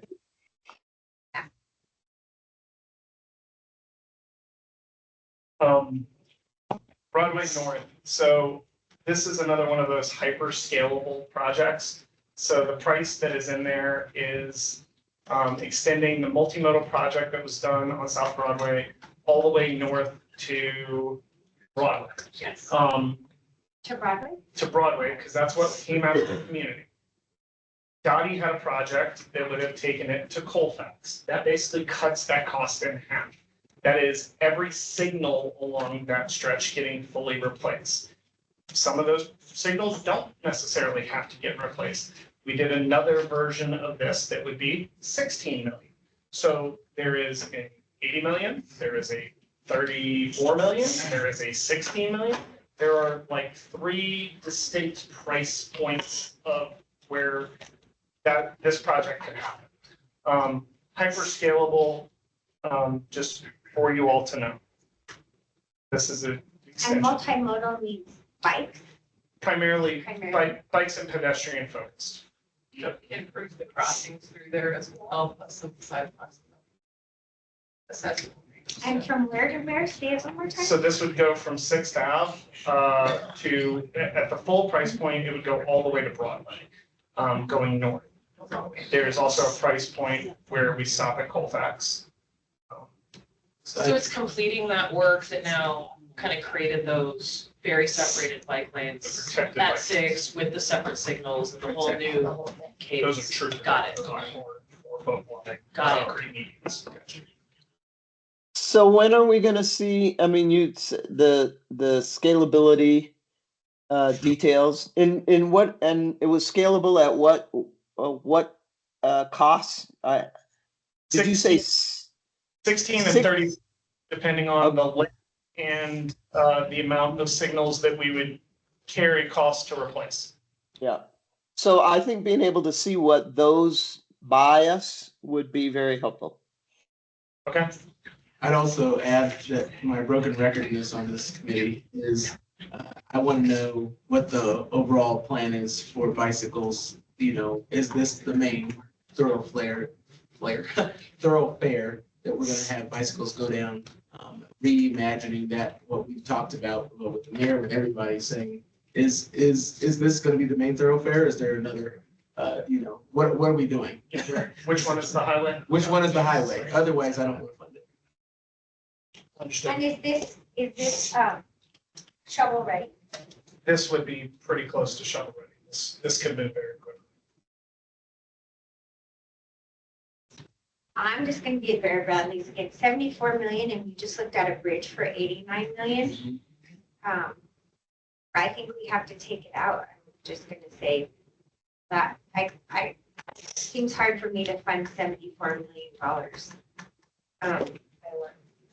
Yeah. Like, that's just mine, but I'll defer to the committee as well. Murphy, thoughts? I support it. Let's take it out. Support you. Let's take it out. To be clear. Mary? Christine? Yeah. Federico? Yep. Yep, and if they can come back, I mean, with a scaled down version that makes sense, then maybe that's rethink it later. But I agree. Agree, happy. Okay, we already talked about that one. Evans Avenue. So this is Councilman Cashman's highest priority. So this would reconstruct Evans Avenue. So it's a complete reconstruction. It's safety improvements, signal improvements, transit stop improvements, widen the sidewalks, add green infrastructure. It is building Brighton Boulevard on Adams. That's what it is. Do you have the project limits, Steph? It's Colorado to effects. Line. Yeah, on the pedestrian sidewalks, infrastructure, pedestrian safety, improvements along. And this is shovel ready. It's been an extensive study on this. Study done. Yeah. Can be accomplished in 6 years. And it can be phased, so we can set segments of it. And so I feel like this is the same conversation on 38th Avenue with the $86 million one, and they got pared down to 15, I think. How scalable is this? Could we Just the same. chop it up like what we did on 38th Avenue and like make it leaner scales? Because I would love $86 million along 38th Avenue. It seems about from Fox to Sheridan would be the same length, about 3 miles. I would want that for my community, but I told my community I had to pare it down. So what's how scalable? You could pick a price point and we could design to that price point. You could pick almost any price point. You could say that it's 15 million and we could go to 15 million and say how far that comes. And do you descope geographically or are you really descoping horizontally? Like how does that work? You would scope blocks. You would still do the full project scope, just change blocks. Can I tell you what I hear when I hear that though? In comparison with all the other projects, that this is a nice to have. And I really have trouble with projects when we were talking about major infrastructure and safety requirements and, water that our kids can't get into because they might get Ebola versus something where we say, hey, somebody put this on here because they thought it was a good project. So give us whatever money and we'll do something. Like that just doesn't feel like the essence of what this bond should be, especially when we're in such a fiscal crisis. And so I want to put that out there. I just think there's so many projects that we have that really need some help and some love in the various parts of our city. And the fact that we can scale it down just because it's like, oh yeah, I think it could be cool. I just want to, that's how it feels to me. And I'm wondering if that's how it's going to feel to the community. Is it a high It is, yeah, it is on parts of it are high. And it is safety improvements, even though it can be scalable by doing shorter segments, we probably prioritize the higher entry areas. It slows traffic down and improves pedestrian and bike safety. It's hard for me because if you look down to column 22, we're on 20 right now, it's 86. And the GES connection Marion underpass that connects you to the National Western. So it's like $75 million to get us to big projects. And then you have Evans. One last question, I know I keep asking more questions. Has community had this? Is this supported by community? Because like 38th Avenue, we've had more open houses. We had a whole task force. We had a whole group of people. It's been vetted from 5 neighborhoods. What's the vetting process through community on this one? Taylor? Yeah, I would say, I know there's been extensive study and it's been ongoing for about 18 months. Taylor. Yeah, you're right, Jen. This has a study that recently finished up that had a whole community process and is supported by the community. Evans Avenue is a pretty uncomfortable place to take the bus or to walk, and it needs a lot of safety improvements. So I will say that my understanding from the PM of that study was that this project would be very difficult to scale due to the need for full reconstruction and cross-section changes that would kind of need to be implemented corridor wide. Otherwise, there would be kind of weird disjointed cross-section if you scaled it. Just wanted to throw that out there, and we can look into that more. Um, Well, I'm hearing that if it can't scale, it feels like a too big of a number for not an immediate life safety issue or a catalytic investment. Is that Agreed. what I'm Yes. hearing? Yeah, So, I say take it off. Not to be big friends, but Well, the other question is, it says here, it's based on the complete street design guidelines, major multimodal oriented classification. I have no idea what that means. there's guidelines for arterials, there's guidelines for collectors, and this is our current design guidelines for that Are these classification. national guidelines? yes. No, Yeah, Yes. they started international, yeah, and then both states and cities have adopted kind of thing. So basically, yeah, separates pedestrians from the traffic, right? So there's generally a green section. Wider sidewalks, yeah, more bike and pet friendly. It started as a national, but most of the cities and states have adopted some type of. I'll say, I thought it was our classification, but I did not know that it came from the national guidelines, so maybe it's my own misunderstanding. So, I sorry. think this is a perfect example of a project where it's trying to undo. We talked about Colorado Boulevard the other day and how we lost it, and I think that's the idea here, that federal is in that same boat, and it's sort of recapturing what it's supposed to be like. But I agree, if we can't scale it,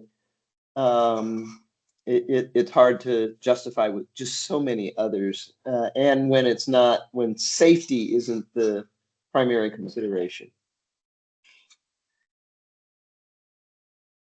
We'll see if we can find a phased project that would still be. any other members? safer. Federico, thoughts?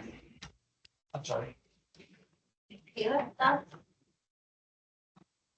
Take it out? Yeah. Yeah, okay. Okay. Awesome. Federal Boulevard multimodal improvements. So there's two categories on this one. There's an on-corridor improvement and an off-corridor improvement. So the on-corridor improvement is really about the first and last mile of pre-federal BRT happening. So it's the stuff that is not where federal BRT would occur. It is like effectively, I'll call it enabling, but not quite enabling. It's the stuff where they would not touch, but to be the work that leads into when federal BRT would happen. So it's not, it's easier to say what it's not. It is not BRT platforms. It is not BRT enabling infrastructure. It is work on the front end and back end of where that would occur. The off-corridor work is things that are improvements to areas that would likely take additional traffic when BRT happens. So that is work that would not occur if we do not do it. Federal is a state highway. That is CDOT's. Obviously, the off-corridor work is city streets. So that would improve pedestrian crossings, that would improve bicycle lanes, that would focus on kind of what we're seeing with Colfax right now of all the additional spills of traffic that occur, and try to be ahead of that. And this is from 52nd Avenue, like border to border? Taylor, do you know the limits? Because I don't think. Yeah, it's the whole extent of the BRT. It's the whole extent of BRT. Do you know? Yeah, the which is all of Denver from Dartmouth to 52nd, I think. So wait, on the source of this project, I think this is the only one that I've seen that doesn't have any CIP, council, or public. So this was sort of an ad from Dottie? This was Dottie's agency. Okay, got it. So for me, the federal,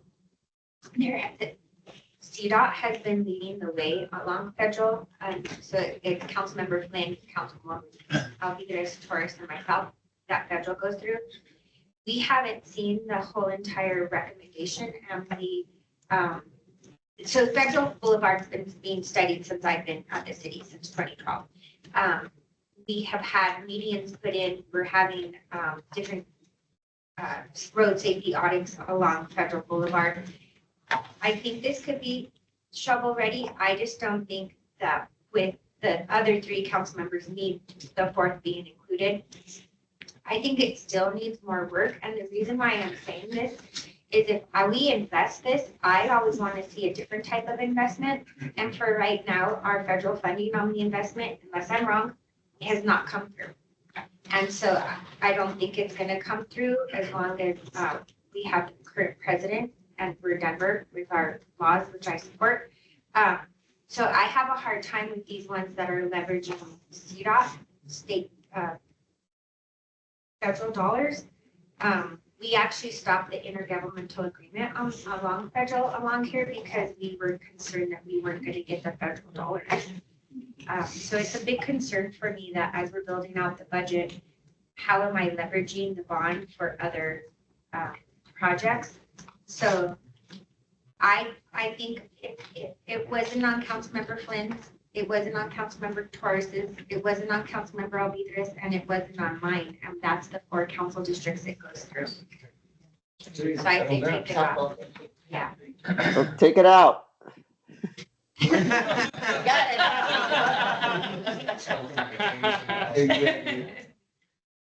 So GES Connections, Marion Underpass. GS Connections is a suite of projects. Marion Underpass is hard to identify the location, but I'm going to do my best. This is the underpass that connects the new area of the National Western Center to the old National Western Complex. This goes underneath the BNSF rail, the Denver Rock Island rail, and RTD's lines through the complex. It would be easy to say that this is tied just directly to the National Western Center. That's completely inaccurate. Right now, and as has been for 100 years, Gloveville and Elaria Swansea, despite the neighborhoods being connected, we call them GES and have for as long as I can remember, have been historically, like they've been cut off from one another.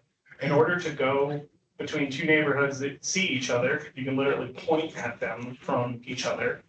You have to go all the way down to 38th and Brighton and come back up. There is literally a train station, the North Line on RTD, that residents in Gloveville cannot access. They literally have to go down to the 38th and Blake station to then walk up to the N line, because that's on the A line. So to access the N line, it's like a 3-mile walk, despite the fact they can see it from their neighborhood. This would allow that connection to happen for the first time, really, in any form of modern history. This would allow ADA access that is not there right now, both in times of activation for the National Western Center and without. This is, my very biased opinion, the most catalytic project anywhere on this bond. This is the one where you could see the future of the triangle finally coming into clarity, the future of what the Coliseum eventually comes into clarity, the future of what Brighton Boulevard North eventually coming to clarity. Like this project, I think, is an incredibly interesting one. It does have some scalability to it. There's not an option at 35 million. There is an option at 65 million. This would get the central utility plant, the largest sewer heat capture system in North America sits on this campus. That campus is carbon neutral. This would get those utilities over to the east side to help make sure that whatever happens at the triangle also stays carbon neutral. There's a whole climate piece to this. It's a very interesting project. And I add on to that, yeah, that connectivity, because we are working on Washington Street, we're working on 48th Avenue Outlaw on the bridge over the Platte. So this kind of is that last connectivity piece to Brighton Boulevard and to the station for the community. I know the Ped Bridge that is also part of the reconnecting grant will also come right from the station and connects from 51st back into Washington. So that these is kind of transforming this neighborhood and adding a lot of connectivity that has been, to Patrick's point, point missing for a long time. Highly, highly, highly supported by the community. Community's been screaming for this. This is a part of the master plan going back to 2015. This is a big deal. Can we add it? Agreed. Keep it. Mississippi over South Platte Bridge replacement. This is just south of Santa Fe Yards. This is not the worst bridge in the city. It is not in great shape. Definitely needs love. Not very pedestrian. It's a 71-year-old bridge. Like, the concrete gets to tell us when it's done. We don't get to tell the concrete when it's done. So, I don't know a better way to describe that.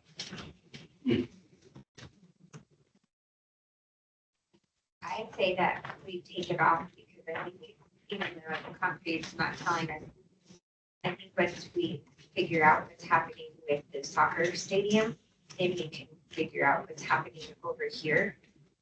Lots is going to be invested in the soccer stadium, and we still have to vote on that from council. And a lot of my colleagues are concerned about the soccer stadium vote coming up in November. So I would just say take this off for right now. And if we have room for it, we could put it, maybe we could put it in the parking lot. We put it in the parking lot. Sure.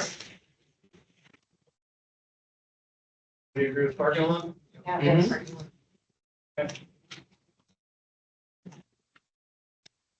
Sheridan corridor safety study. I'll just bluntly say it.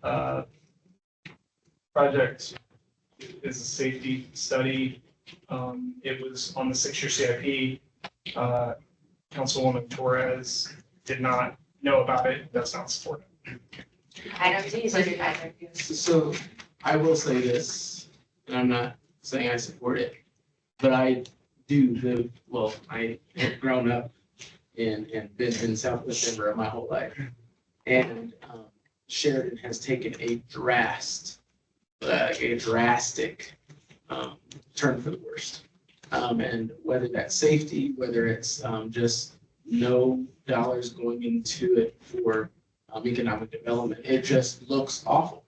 It's awful, just all the way around, all the way from Pinehurst all the way down to 6th Avenue. I mean, it just looks bad. And so while I don't think this is going to solve that, I do think if there's opportunity in the future for us to put some dollars towards Sheridan and get that to be not a place where it feels forgotten, I think it's important. So I just wanted to put that out there. I'll just also say in my council district, it's Sheridan runs through. There's only one segment where it's Sheridan's on both sides. So it's from 52nd to I-70, and then the rest of Sheridan that runs through my council district is Lakewood. And we have a hard time with the other jurisdictions wanting to participate a lot. They won't always pay, it's a CDOT. And so I just don't think this is shovel ready because I have not seen the study. I know this is supposed to say that it's implementation, but this has been led by CDOT. I don't see the study still being done currently right now. And another one is if we invest in Sloan's Lake and we invest in these other, like Loretto Heights, I think we'll put pressure on the state to have to invest into Sheridan, and we don't have to do that right now. I think. Yeah, I would agree. I'm on these state highways. There ought to be some investment there. And I mean, the idea that we have to wait for a bond to do a safety study, I just don't even get that. Yes. So I think just like and I agree that we should take it off, but just for clarification, Happy, I asked this question last time and they said this is the implementation of the safety study. So it sounds like the study's already been done, but let's just. But in the They had, I future, want to see Oh, the second. thanks for that clarification. but in the future, we should really get some commitments from Lakewood. Mhm. You know, this is a shared material, so. Edgewater, I mean, there's like Edgewater. multiple. Yeah. Yeah. Lakeside. And the state. Oh, don't be from Lakeside, you'll get a ticket, yeah, Lakeside, we have lots of jurisdictions. Only the people that travel up and down the map at the next meeting. Stout two-way conversion, high priority for District 9, high priority for Councilman Watson. I think there's been discussion for longer than I've been at the city, which is a minute now. It's a two-way conversion of Stout. I say it's a two-way conversion of Stout. Park to Downing, it's in 5 points. Lots of community involvement. Lots of community involvement. Very Community has supportive, been very supportive. literally talking about this for, when I started at the city in 2012, this was a discussion. So this is, I think, pretty straightforward on that one. In the connectivity committee, they had a debate about the bike, protecting the bike lane, so that's gonna be maintained while the conversion happens, so it won't be like a big shutdown or stopping that lane. So it's just Stout being converted, it's not the other matching. Yes, it's just, And the neighbors are supportive. the neighbors are very, very vocal. Yes, they are. Thank you. So I think you probably Oh, know. no, I live on that corner. I live at the office. Yes, You were all you're- there last you're- night. Yes, you're very aware. Yeah. So. So let's keep it on. Yeah.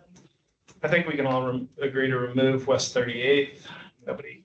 Nobody's gonna advocate for that one. So goal of the West 38th corridor study. This was the scaled down version of a very big project. This really pulls it down. As we already talked about, as it related to Evans, there's scalability on these, whether that's reducing the number of locations that we did for this project. There's reducing the length of some of these multimodal projects. We have scalability. This one has already been reduced quite a bit from the larger one that we talked about, tier 3s. So what is it now? It's down to 56, I think is where we were. This is the scaled down version? This is the scaled down version. It still has additional scale. You are starting to bump up to the minimum viability place where you get to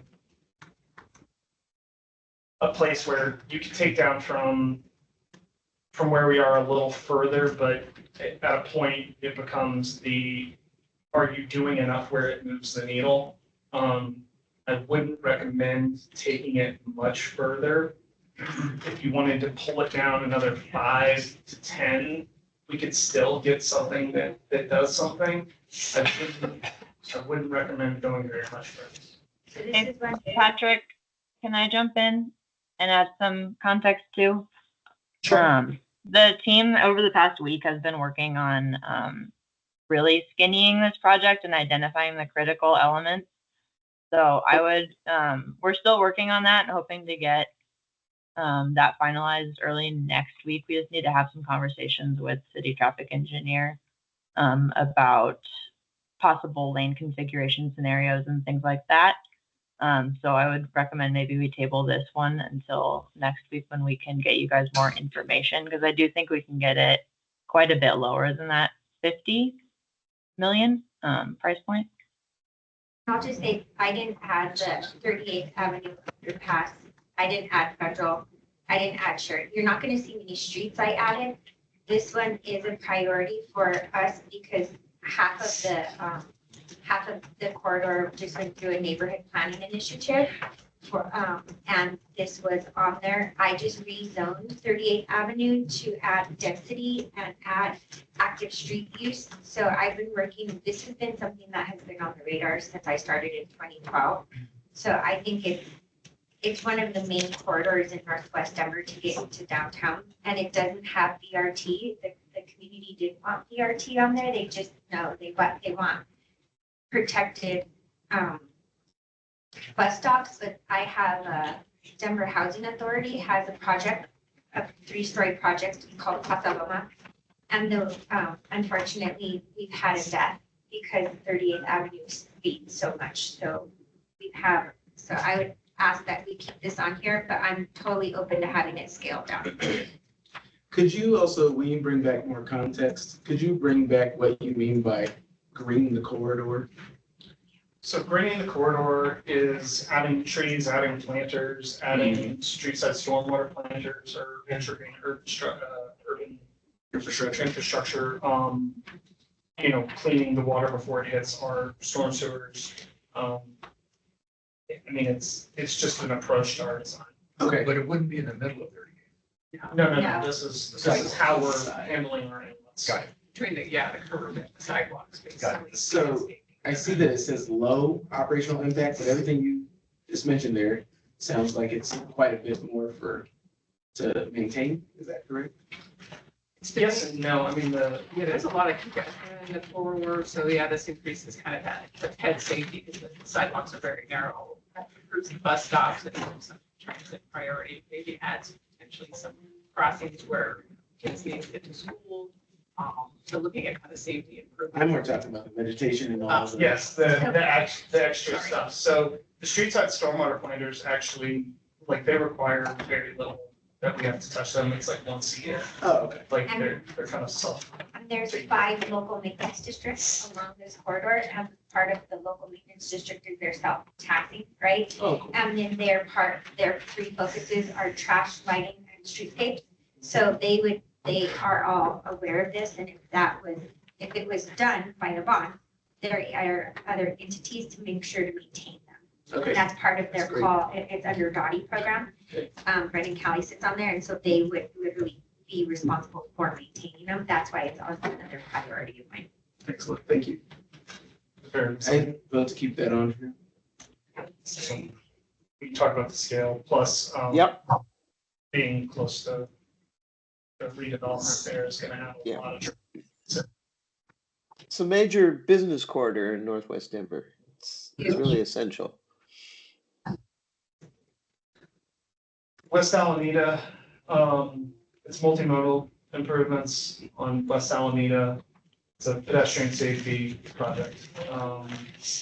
We get some green infrastructure, again, street side stormwater planters, we get some trees. But the main push through this is pedestrian safety, transit speed and reliability.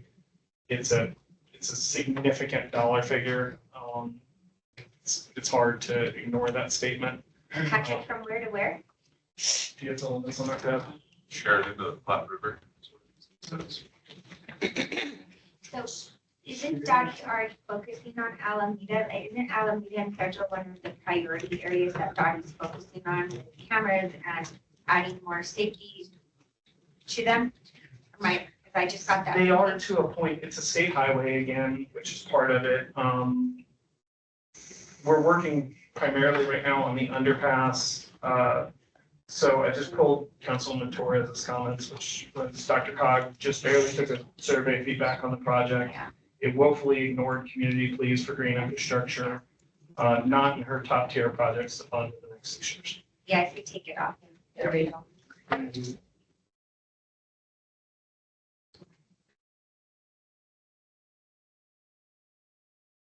Westwood Via Verde Trail. We talked with Councilman Torres about this yesterday.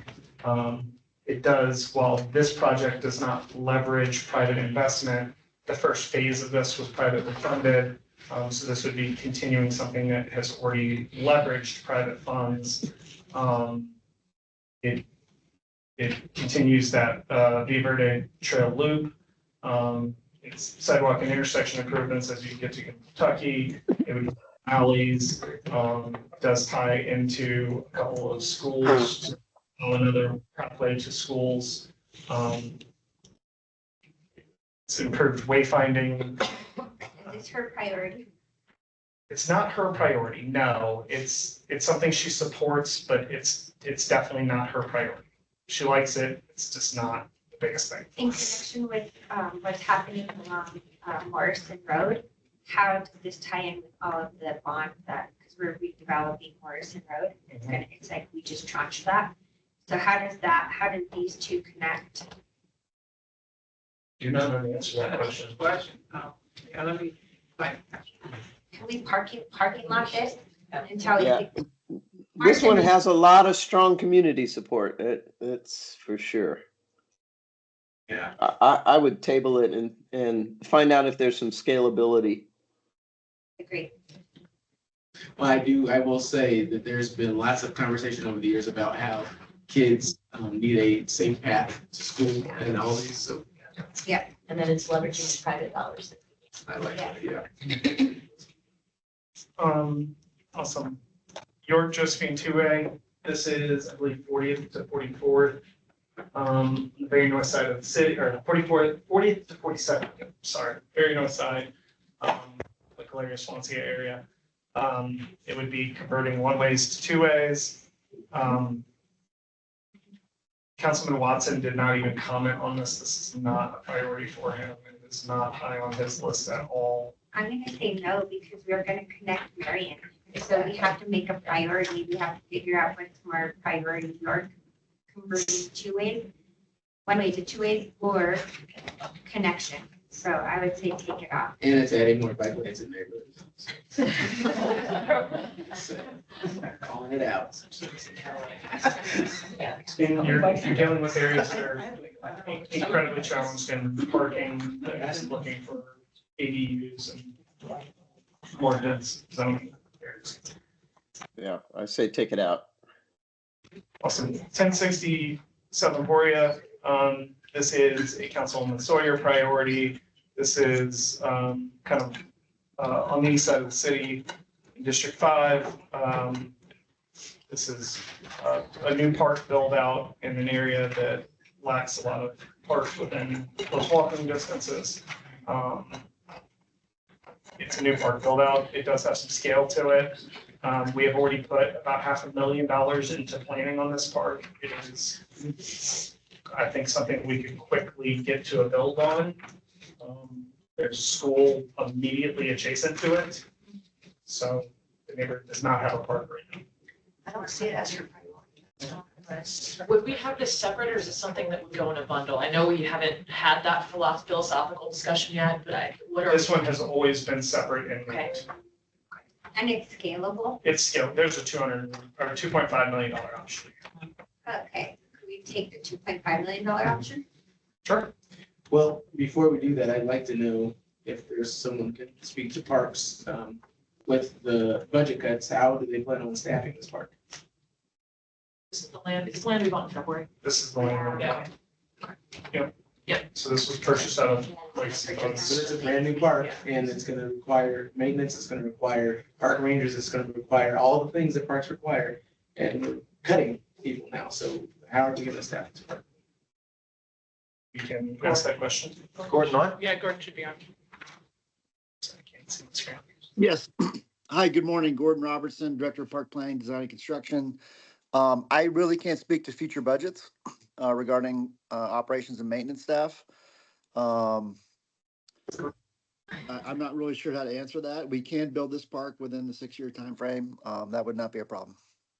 Yeah, I'm more worried about making sure it stays a nice park.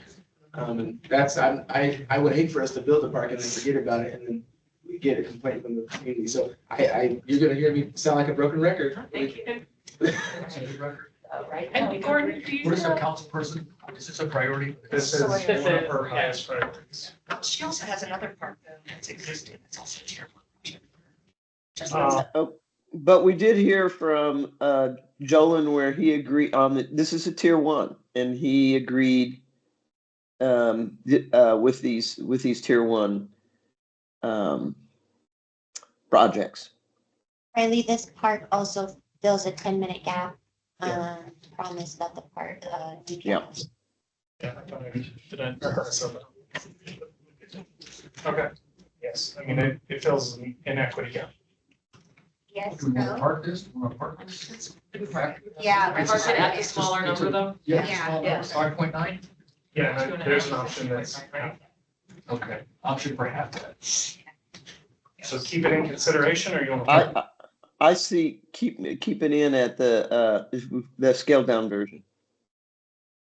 With parks coming back to us with a plan on how they're gonna maintain it. So it would be 2.5? I will make sure we give you a scaled version. Okay. Okay, we are down to, where are we at now? Cherry Creek Trail. Yeah. Go to the right page. Bear with me here. So this is design and construction Cherry Creek Trail from Colfax to First. It includes solar lighting, benches, and bike racks. Over 1 million people use this trail per year. It's a high priority for parks just because of the high usage.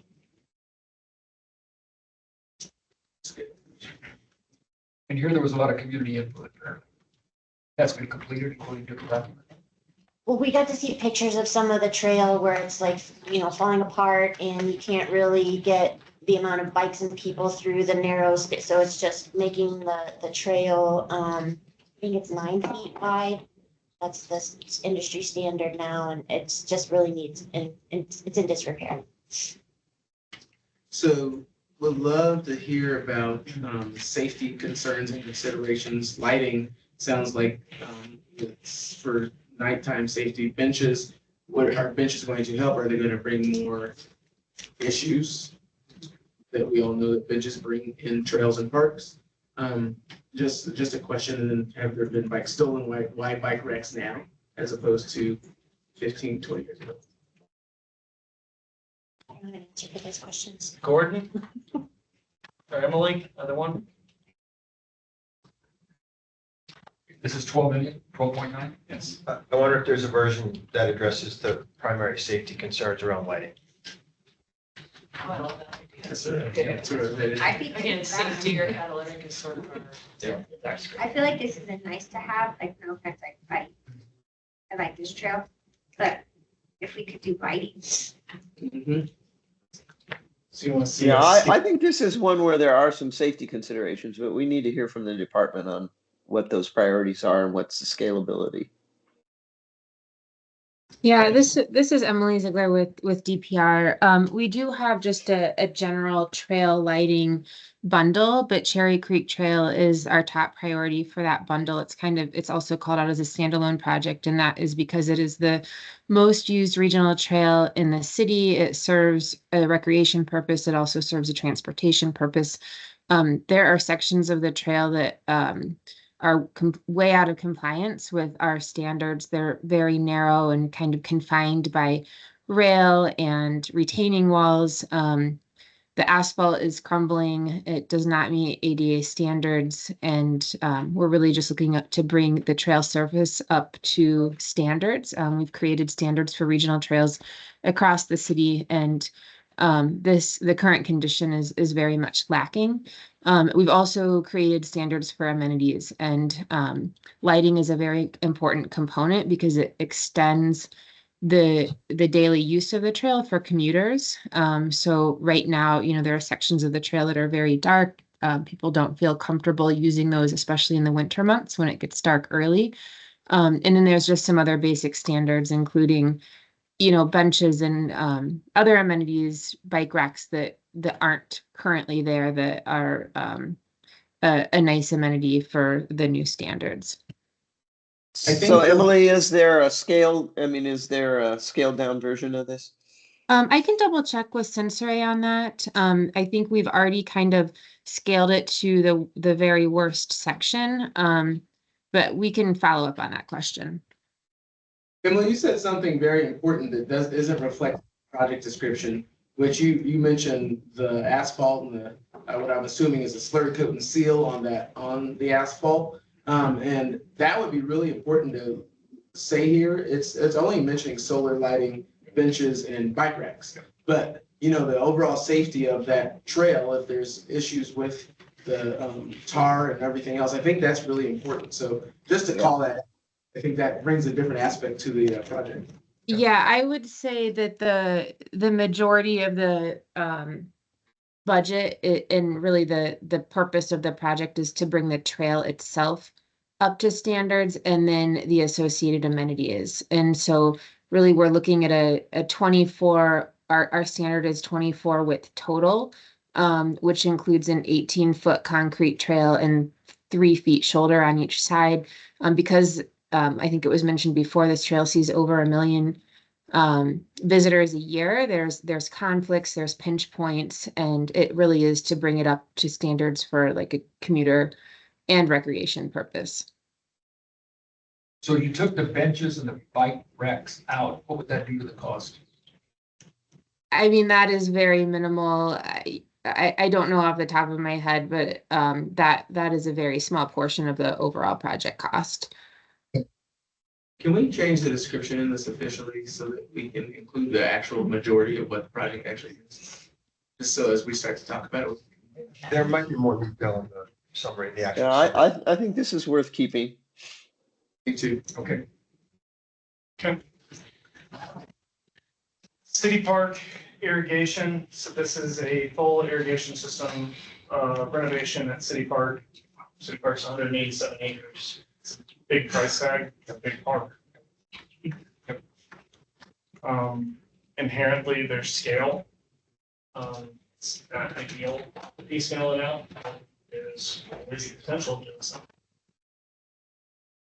Is this like one where the grass would die if we don't do it?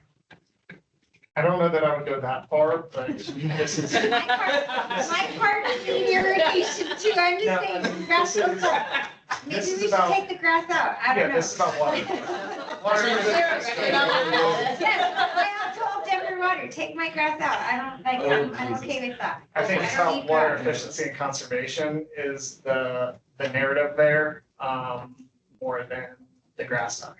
Is So it, there's already an irrigation system there. This is Yes. to replace it and Yes, to make it more efficient, so you don't have water on the street and that kind of stuff. yes. Is it end of life? I can speak to this one a little bit as well. Again, we also have an irrigation water conservation bundle. This project is our highest priority, and it's quite extensive, so it is a higher price tag. So it was called out as a standalone project. City Park is 170 or 87 acres. We have been working on chipping off pieces of this in the tune of about $1.5 million a year.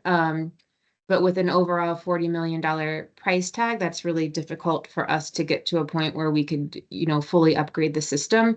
The system is old, it's leaky.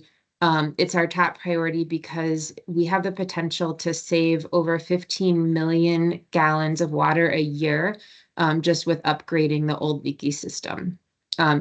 And that I would say that these numbers in terms of water savings are somewhat conservative. If we do pair those with landscape transformation projects, that number could go up.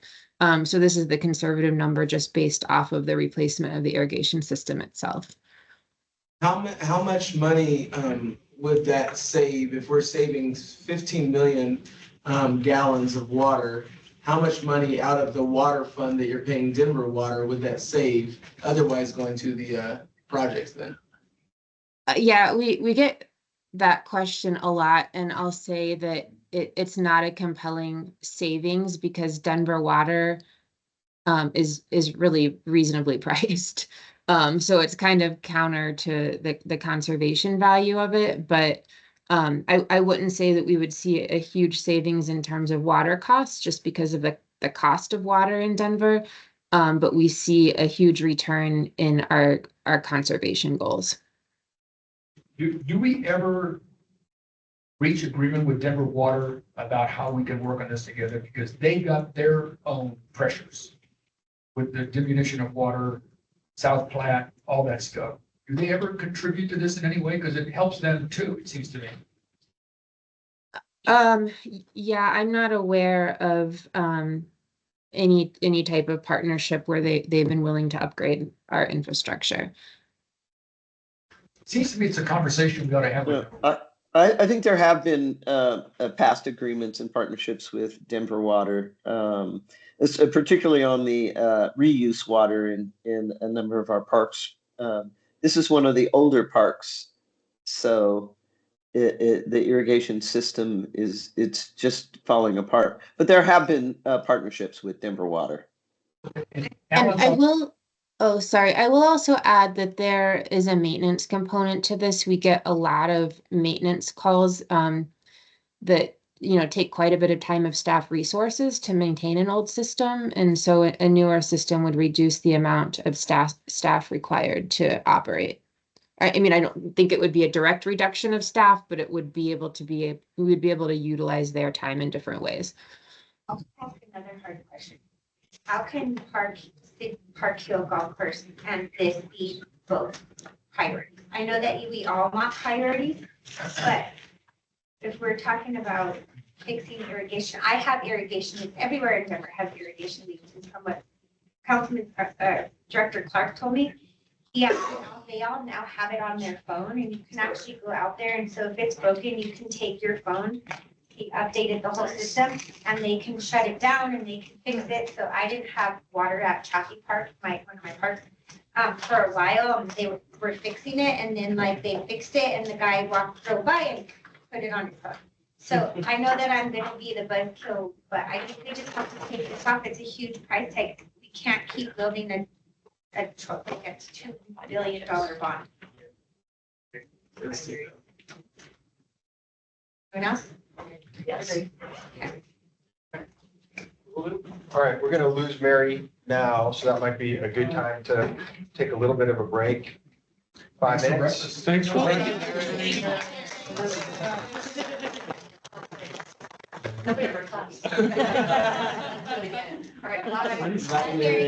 All right, let's take 5, and then we're gonna come back and we're gonna talk about how to move through a little bit quicker. And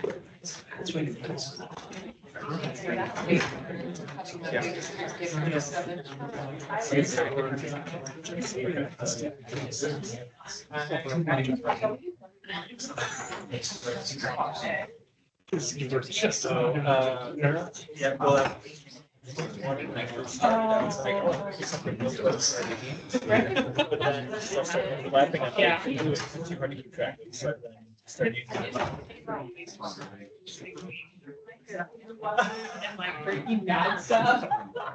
Well, because it's a little I'm a diehard fan, and I have a secret life outside of I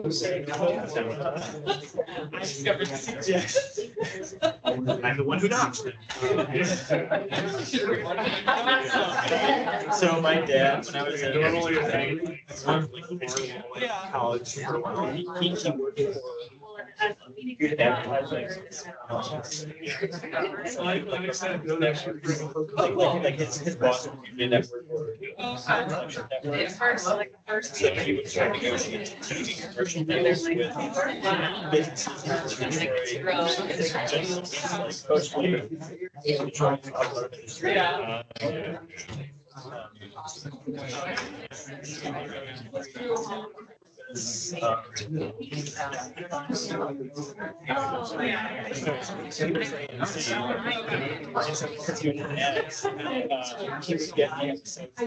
Oh, man. And so I was there in high school. It's like, oh, I never had just writing that in 3 weeks. And I was like, 3 weeks. Like, it's, I mean, Yeah. Well, so like, folks got online. They knew people would know. Yeah.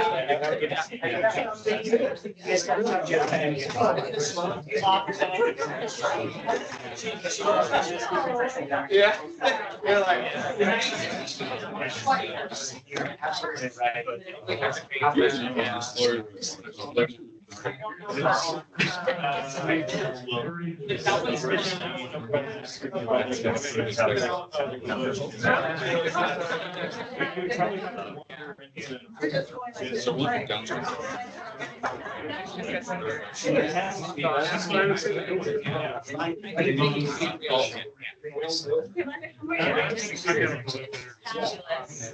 Some building.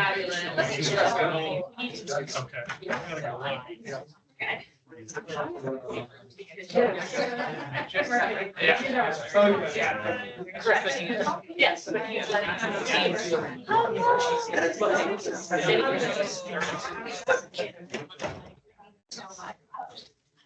Have read, but I feel like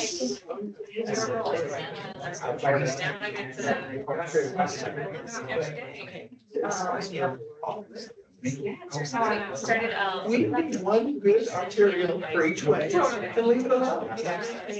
so it's like, Or nice stuff together. Right.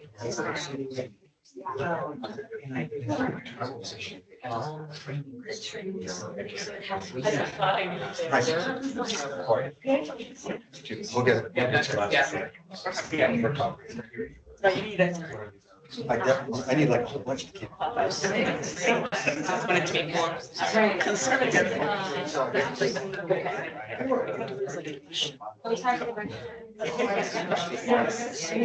See if she's.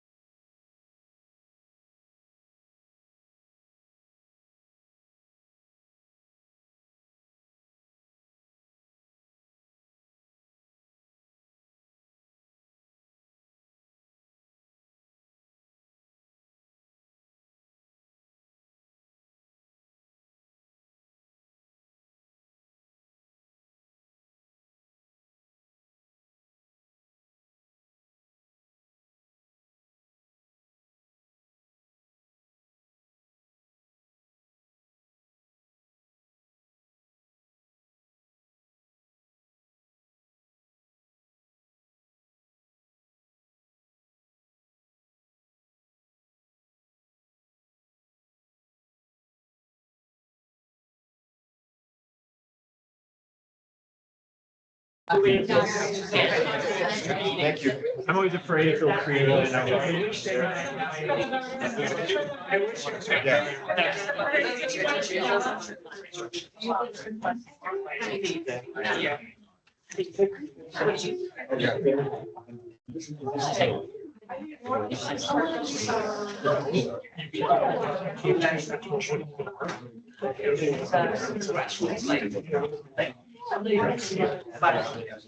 How's everything? That, you know, the.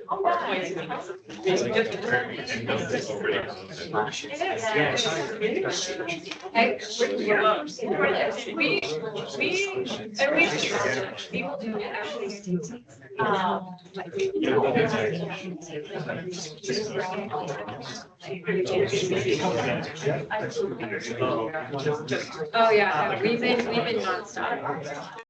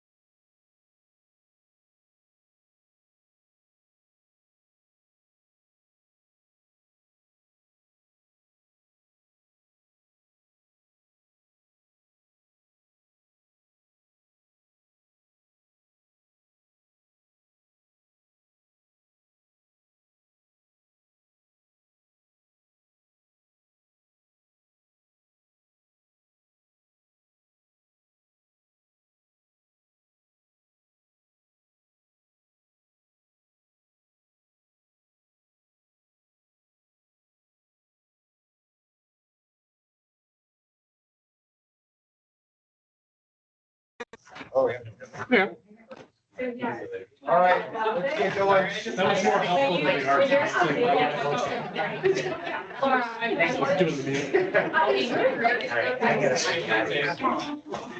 Awesome. All right, everyone, we're jumping back into it. So we're on Garfield Lake Park, is where we left off. I'm gonna put it back on screen.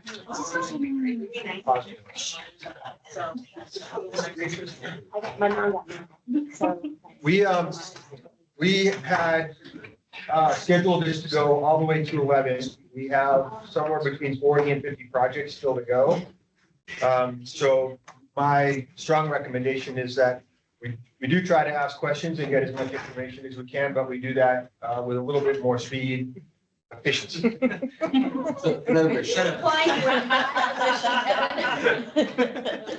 All right, here we go. So I'm gonna pick up speed. Garfield Lake Park in District 3, Torres has been asking for this on CIP for a while. It's a significant number. She supports it. It is not a priority, however. And we can talk about it for a little bit or not. You want to leave it in? You want to take it out? I say take it out. The update on the current park? It's updating the current park. Out? Is that where we were? Out. Okay, cool. GS Plaza del Pueblo. So this is one more of the GES package. So this is at the National Western Center. This is the most community-driven of those packages. This would be on the Triangle site. It does not have a defined, definite location yet. It would create a community-focused package or plaza based around a kiosco, which is a shade structure. It would have specialty paving and seating and trees, a community garden. It is intended to be a central square on there. Again, not only community supported, it was community originated. So that 18 million is conceptual or? That 18 million, it's not necessarily conceptual. It would be able to do the plaza. We just don't know where exactly on the site it would sit. Got it, thank you. We own the land, so there's no land acquisition. It's just a question of, is it in the northeast, is it in the southwest, somewhere on the triangle? Thank you. My only concern is I wouldn't want to cut across the community planning process that they're doing around the triangle site. I know this is coming out of community. I want to just make sure that the supposition that this thing exists, I don't know if you think that runs counter. How shovel ready is it? That's a complicated question. Could we build what they're asking for? Absolutely. The fact that we can't say exactly where it goes No, that's and why I there's buildings that exist on the site, that makes it difficult. I think there's an idea that it's around 1909 in the southwest corner. Like if it's around there, there's buildings there that have to demo, that makes it harder. If you put it in the northeast corner up by the RTD, like we could build it tomorrow. So basically you have to do the visioning of the triangle first and then do this. I think that that's a fair way to put it. I don't know if that could get done in 6 years. I say no. Yep, I say no as well. Okay. Martinez, phase 2, not quite Torres's priority, heavily supported. It's a continuation of phase 1, obviously. Very important to the community. What community? That is, I'm trying to remember the actual neighborhood. Technically, what neighborhood is that? Is it in Villa Park? Villa Park, is that which one it technically is in? Villa Park. It's on like the border of, kind of over by Weir Gulch, on the border of 2 communities. It's got, I mean, heavily used park. This park has also gotten some matching funds. I don't know if it's on this phase of the project, but from the Denver Park Trust. Yeah, there's no proposed matching funds for this. For this, yeah. Phase 1. Is it scalable? I'd be interested to Yes. know we see a lot of things on the parks, like the parks that have had a phase 1 already complete versus parks who have never gotten any love or neighborhoods who've never gotten any love. That's kind of, I'd be interested to know what that looks like. I support the ones that have never gotten anything and would rather have a park and, if it's not a huge operation. And this one's fake, but you could scale. This does have scalable. Why don't we Yes. park it? I might jump in here. This is phase 2, so the whole vision plan is already phased into a 3-phase approach. So it would be a little bit more challenging to further phase out a 3-phase build out. I'm sure it could be done, but I don't know that I don't know that people would be happy in terms of what was being built. The other option is killing it, Emily. Well, we can always phase anything, but I'm just saying it's already phased by 3 phases. Well, and I want to point out to your point, Murphy, that this was a very, this was an underinvested area to start with, so. My park But if it's not her top priority, if it's not on her priority list, it's gonna be hard. As a former parks director, though, do you think this would be a huge benefit to the masses or? No, it's a very heavily supported neighborhood park. The community, it has a lot of community support, and it was an underinvested area.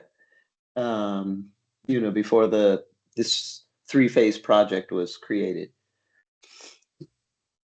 The subcommittee also felt it was important to finish projects that the city had already started. So that's why this got in there one. Yes. Montbello Amphitheater, there were 2 amphitheaters that were proposed, one in Central Park, one at Montbello. Central Park was a tier 3, Montbello was a tier 1, primarily because of the equity piece came out of the community.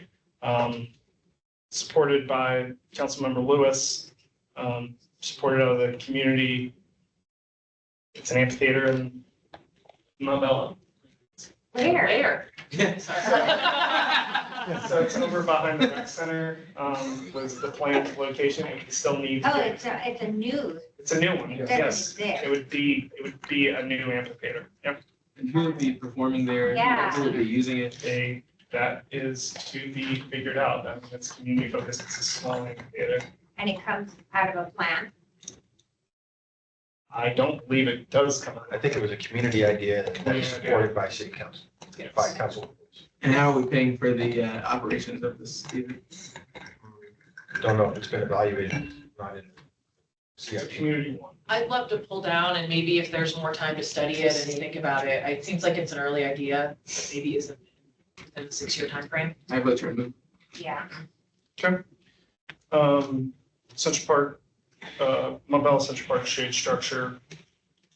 Again, kind of, they would like to have shaded areas and water fountains and spaces for local vendors or cultural activations. I say keep it 1.6 million. Not a lot of small dollar Nice figures. Yeah. Yeah, I agree. Yeah.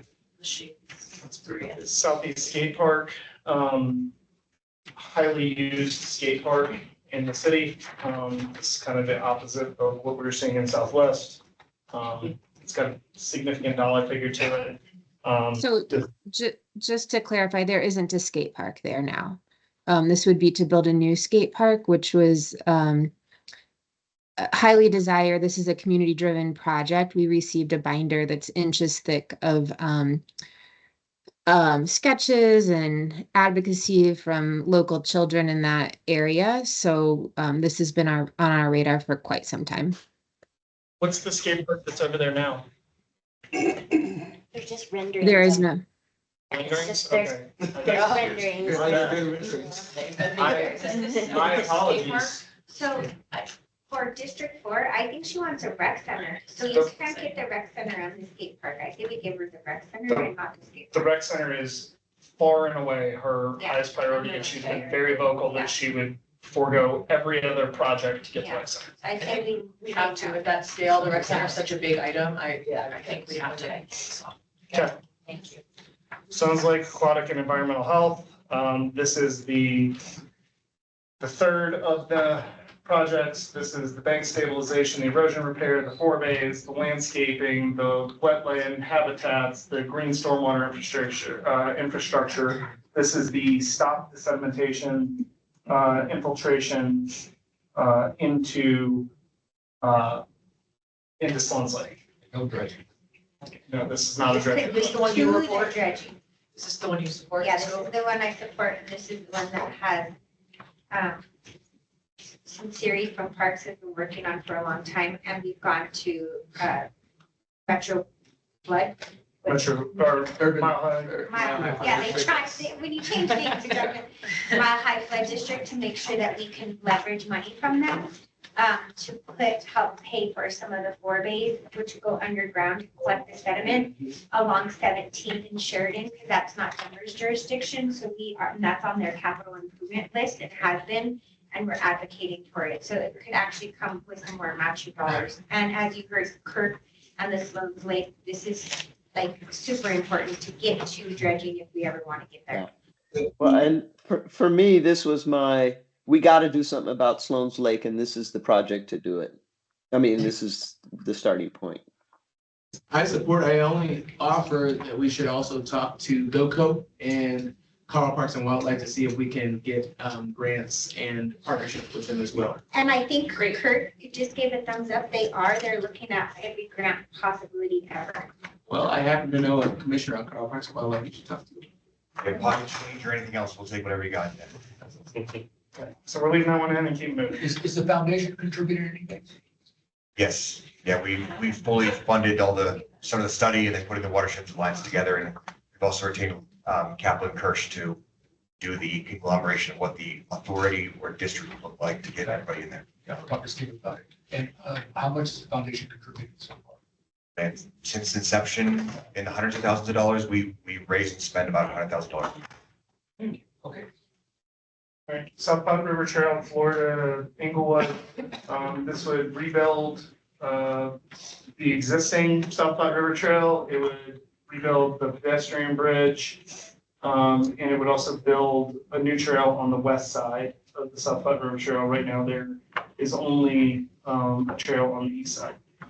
Did this leverage any of the money that we have for the Army Corps of Engineers? No. And does the Army Corps of Engineers go all the way down to that portion of the Platte? No.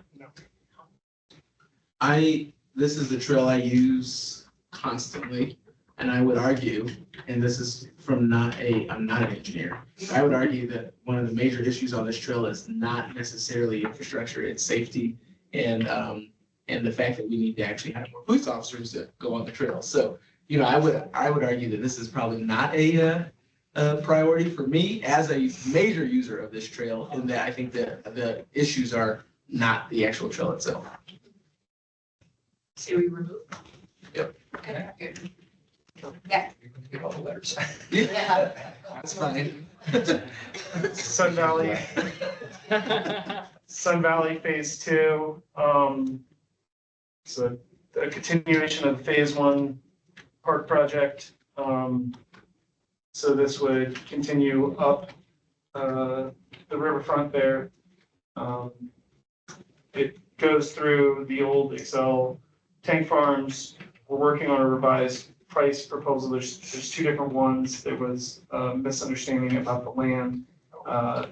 There is significant concerns about contamination. The price is higher than the price you all have. It's like double, right? Yes. Yeah. So we'd go to 40 something. It's 38. I thought that is this the extension of the river? Because they have a riverfront park, right? Yes, this would be the extension further to the north of the 13th. And so one question I just have, this is in the Army Corps of Engineers area. Don't you think we should do that work first before we do these parks? How does that go? Because if we're reducing the floodplain and we have $350 million from the Army Corps of Engineers, and this is, I think, phase 2 or 3 of the Army Corps of Engineers project, I think we need to do that and then see how we fix this. That's just my advice. Is this Councilman Torres's priority? It is a priority. Yeah, we talked to her about it We just talked about it yesterday. yesterday. It's a priority. I don't know that it's our highest priority, but it is a priority for sure. What about relative to Sunken Gardens, which is also in hers and next? I don't know if she had a relative priority. She did not compare them. That is also a priority for her.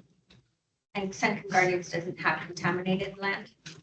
No, and there's not an acquisition. There's an acquisition to this that we would have to. Oh, yeah, with Denver Housing Authority. You don't own this. Yeah, I forgot about that. I think we'd probably park Sun Valley and see if we can take a couple days and then Yeah, come back. I think we need to park this one for sure.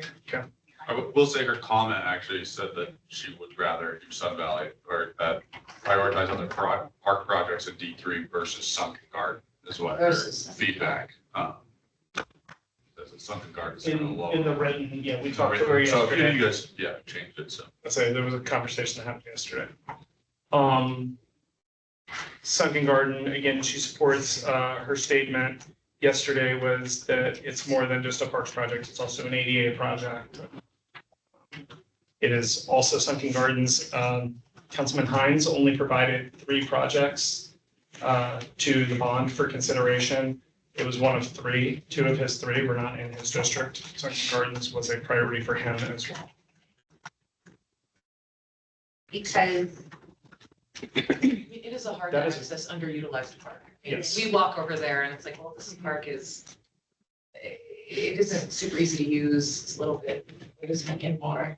I don't know. I think that's. It's a question next for to parks. Timber Health, I think it has a lot of potential, but it's hard to access, it's hard to utilize. So.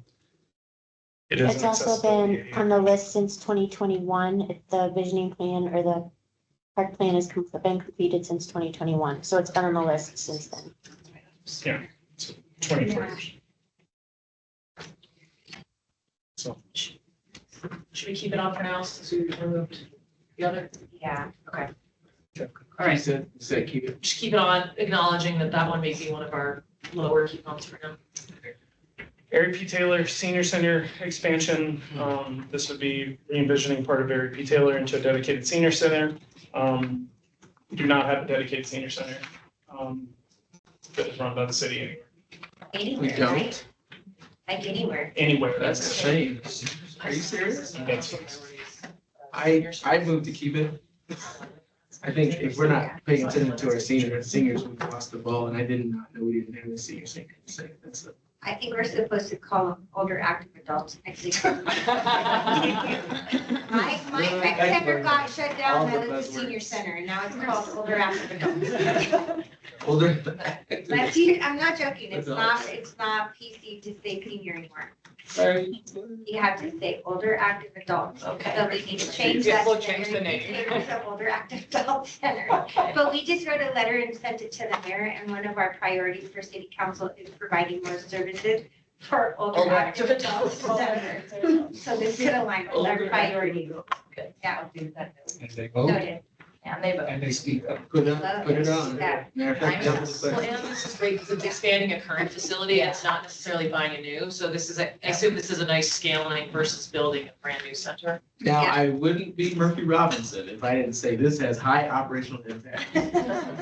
So I'd love to know how we're planning on staffing this center. Well, it's already, two council offices are there. So Council District 8 and Councilwoman Gilmore and Lewis office out of there. And historically have the police department just moved out. And then it's also a human service center as well. So I think that the staffability could be rolled into some function. We say that, but we know that Parks and Recreation will probably staff this because it's an older active adult center. And so I would just want to know what allocations they're gonna use if they, because the worst thing that we could do is build an older active adult center. No, the and then say building's we already can't- there. No, I'm saying we Okay. do it, but then we can't program it. Yeah. So I just want to.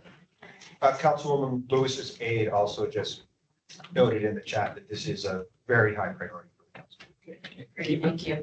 And yeah, Alpine Park Municipal Building, there's a request to have a municipal building, to house a workforce center, community center, senior center, potentially in the west area. The programming of which is kind of undefined. You'll see another one of these, in Far East as well. We do not have a land identified for this. We do have land budgeted in that number, but there is not a existing facility that we own that would be repurposed. This is all new. I think we have to take it out. $48 million isn't enough to buy land and build a building and program it. So moved. Agreed. Okay. Haslam Pool Aquatic Experience replacement, rebuilding the outdoor pool and do more of a destination play experience.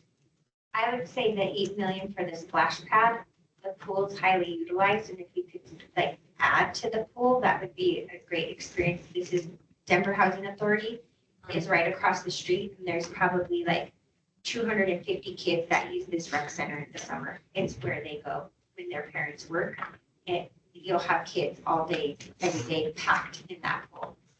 What kind of splash pad are they putting in for $8 million? I don't know. That's crazy. That just seems. Hi, Gordon Robertson, Denver Parks and Recreation. I think I could jump in quickly. The pool is from 1950 era. It desperately needs to be replaced. So the question is, do we replace the pool as a pool or do we replace it as a splash pad at a lower number?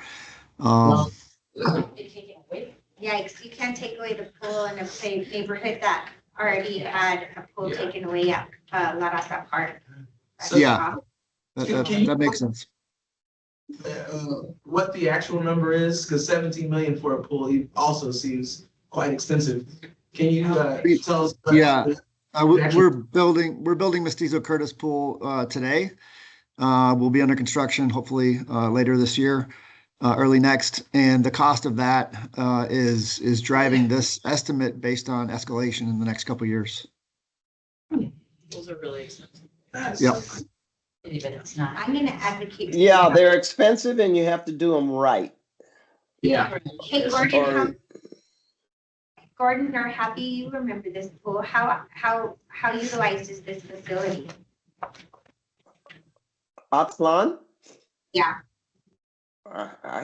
I think a lot, Gordon. Yeah, we can send you those numbers. We can send you the numbers for pools across the city and see where it ranks. We have all that information. I don't have it right now, but I will send it to you. Well, and this is an area where, you know, in some neighborhoods, kids have choices. They can go somewhere else. The kids in this neighborhood don't have choices to go somewhere else.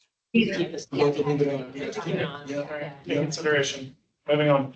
Blair Caldwell Research Library and Museum.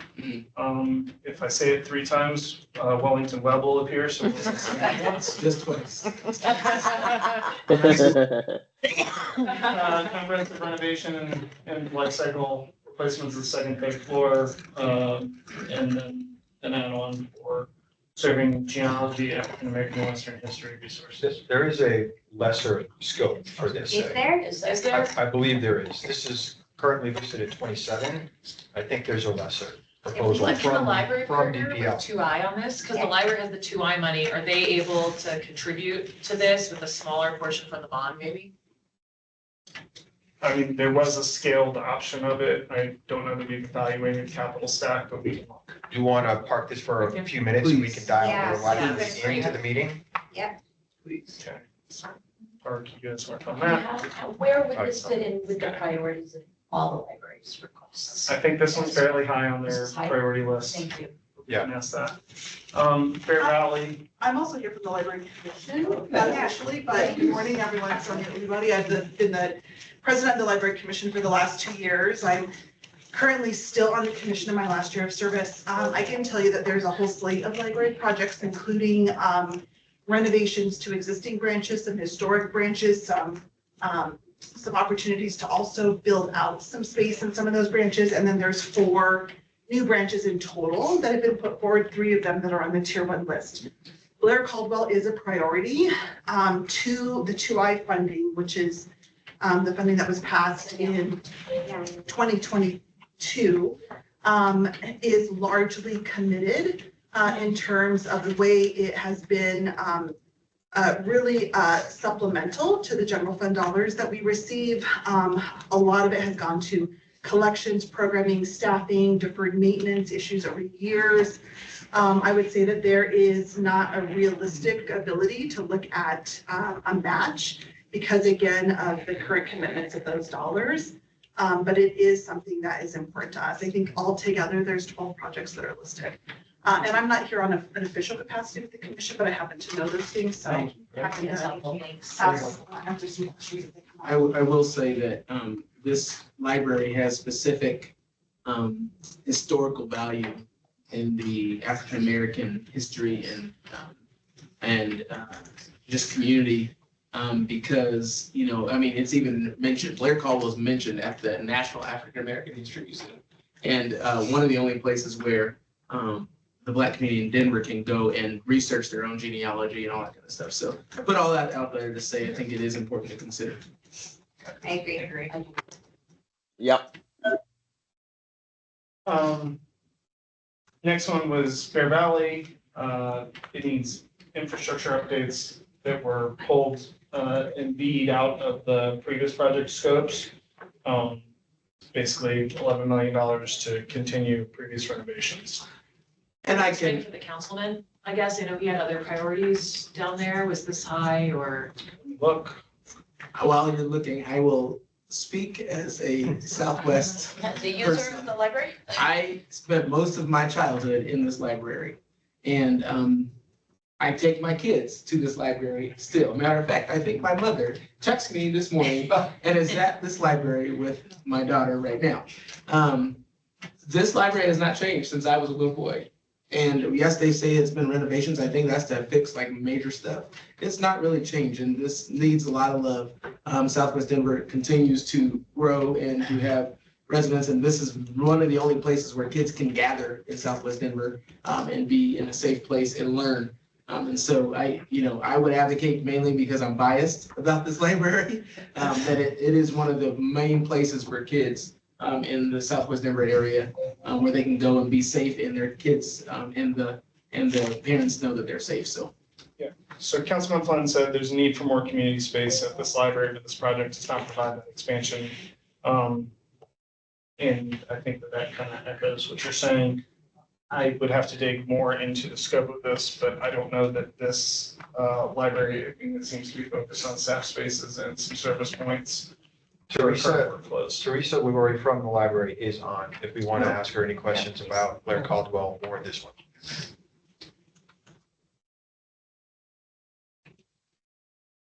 Teresa, we did have a question about Blair Caldwell, whether or not there was a lesser scope than the 27 million that the executive committee has in front of it right now.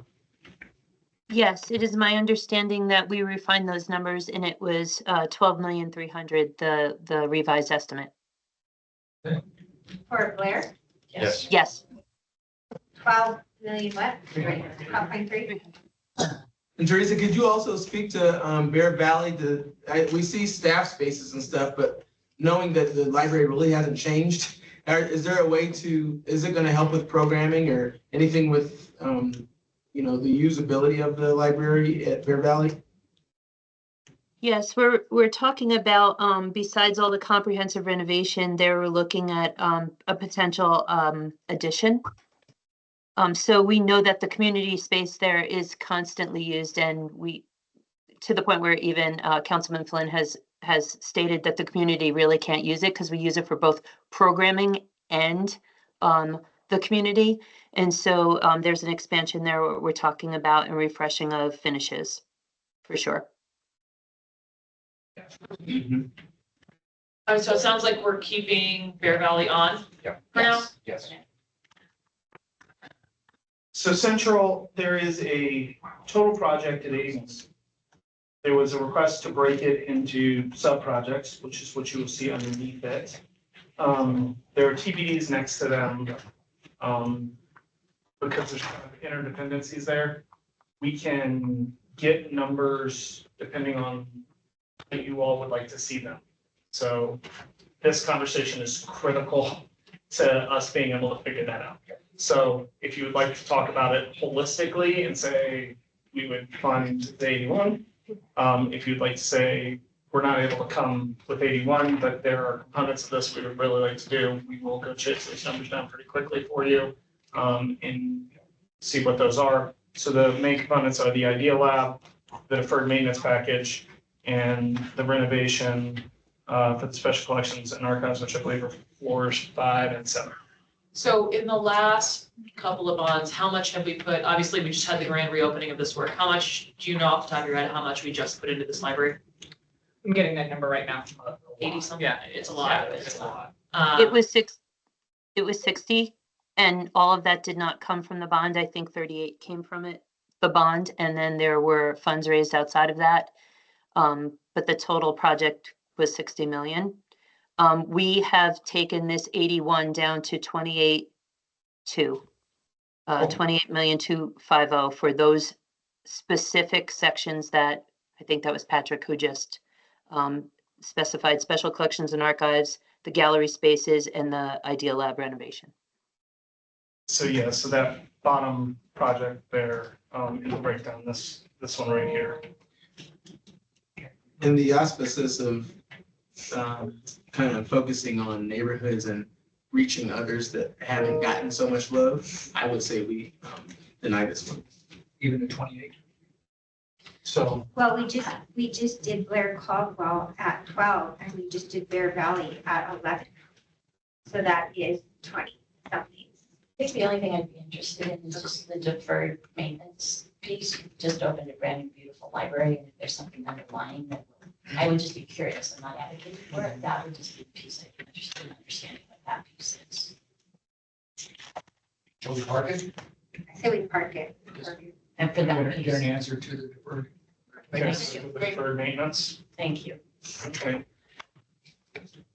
So we'll remove the Idea Lab, we'll remove 5 and 7. All right. Cherry Creek Transfer Station enhancements. So a couple of points here. This is around the Cherry Creek Recycle Center.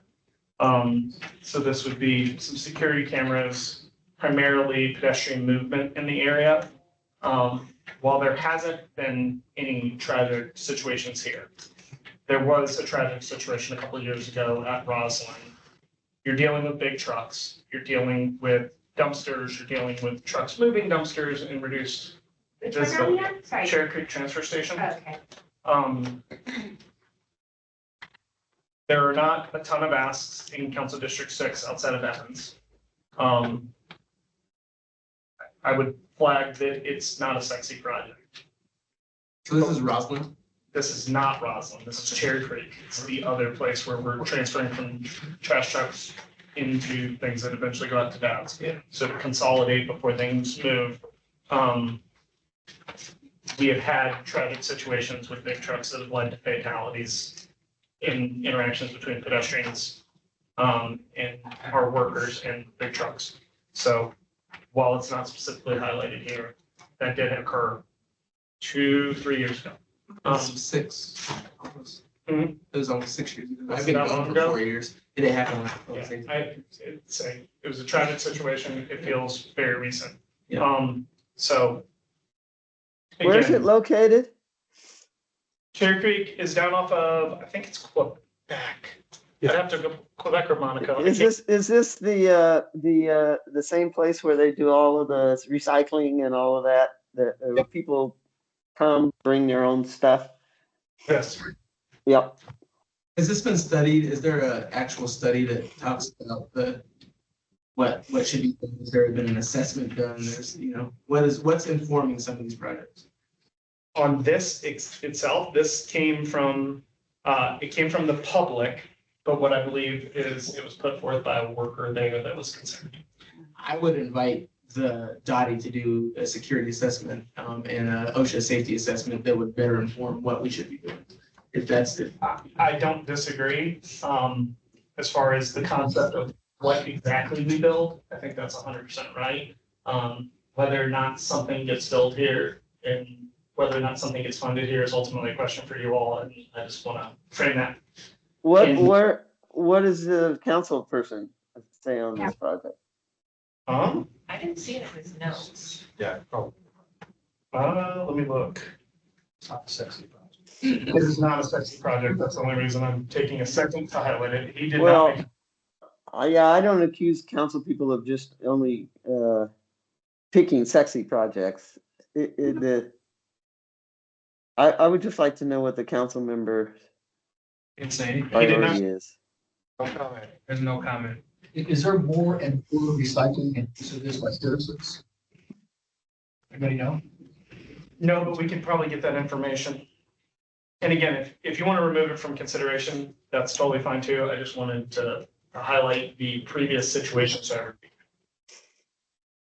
I would also like to add that given that previous situation, U.S. Cleckley and Dottie did a comprehensive study of both Roslyn and some of their other sites, immediately put in $1.5 million of funding to improve some of those sites. I was there for it. And so, because partly it was public safety money, because it was part of Roslyn. So it's not like nothing was done. But understanding that more should be done, I think it needs to be my vote is that there needs to be a more informed study and assessment if there's any other security vulnerabilities so that, KPIs can be applied to this project to make sure that we're actually meeting the needs.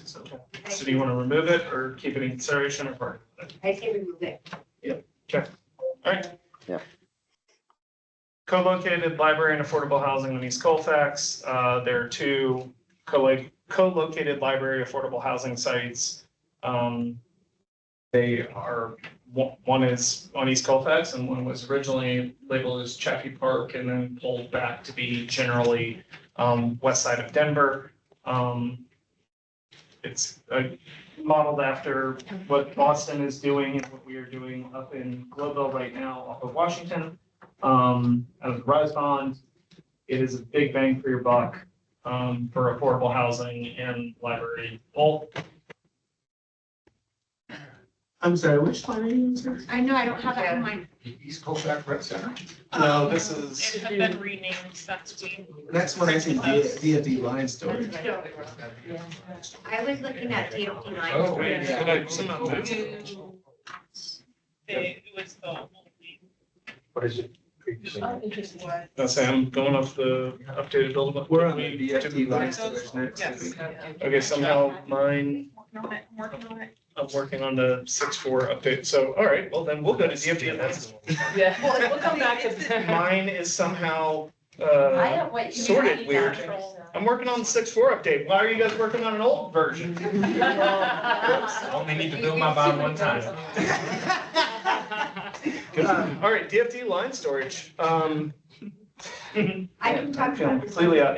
So I this, think, I think take it off. okay, well. Sorry. I'm a super supporter of the fire department. I called the fire department and asked them about this, and they said if I had to pick a priority account, and it's not even, if this is in Council District 1, that it takes, their storage stuff and puts it indoors, so it would actually create a building.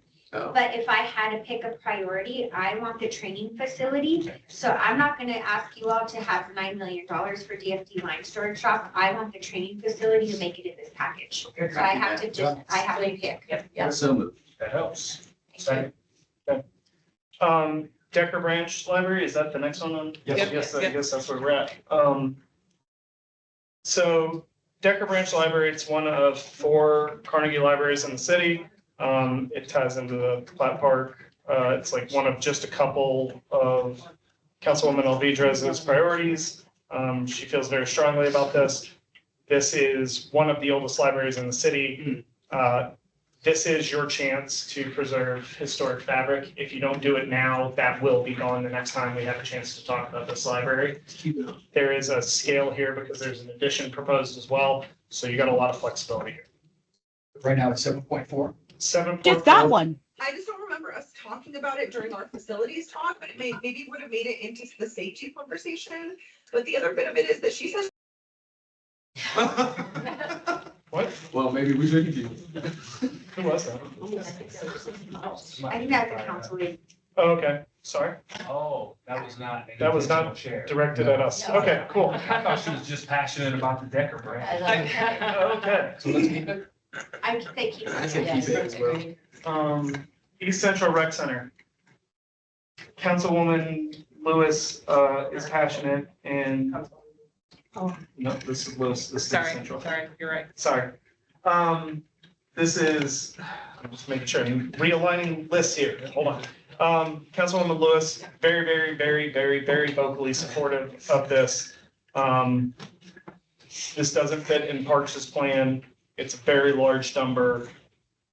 It's a new one. We have not identified a site for it. I don't know where to describe this. It's very conceptual. It is very conceptual right now. And it's high operational impact, which we have no money for. So I think that this one, along with the one that was in my council district, from what I understand from the subcommittee, we thought at the time that they were convening that we could put libraries in parks. I think I all told you that I had a meeting with Councilmember Clark and you can't actually put libraries in parks. So I don't know how we move forward with this if the land hasn't been out. Because I'm absolutely supportive of the idea of doing housing along with the library. Well, this is the rec center. Oh, the rec Yeah, center. this is the rec Oh, center. this is a new rec center. This is a new rec center. Yep. Where? It's somewhere on East, They don't- East Coast, no, not identified a site yet. My main concern is that we're adding operational impact to Parks and Rec when we're cutting jobs right now. It makes no sense. I mean, if there was if we could maybe build a mint and start printing money, that would be the difference. But That's a project out here too. well, I support Further that. down to tier one. Can't we just keep all the pennies that we, Well, and I think, isn't her higher priority the library housing?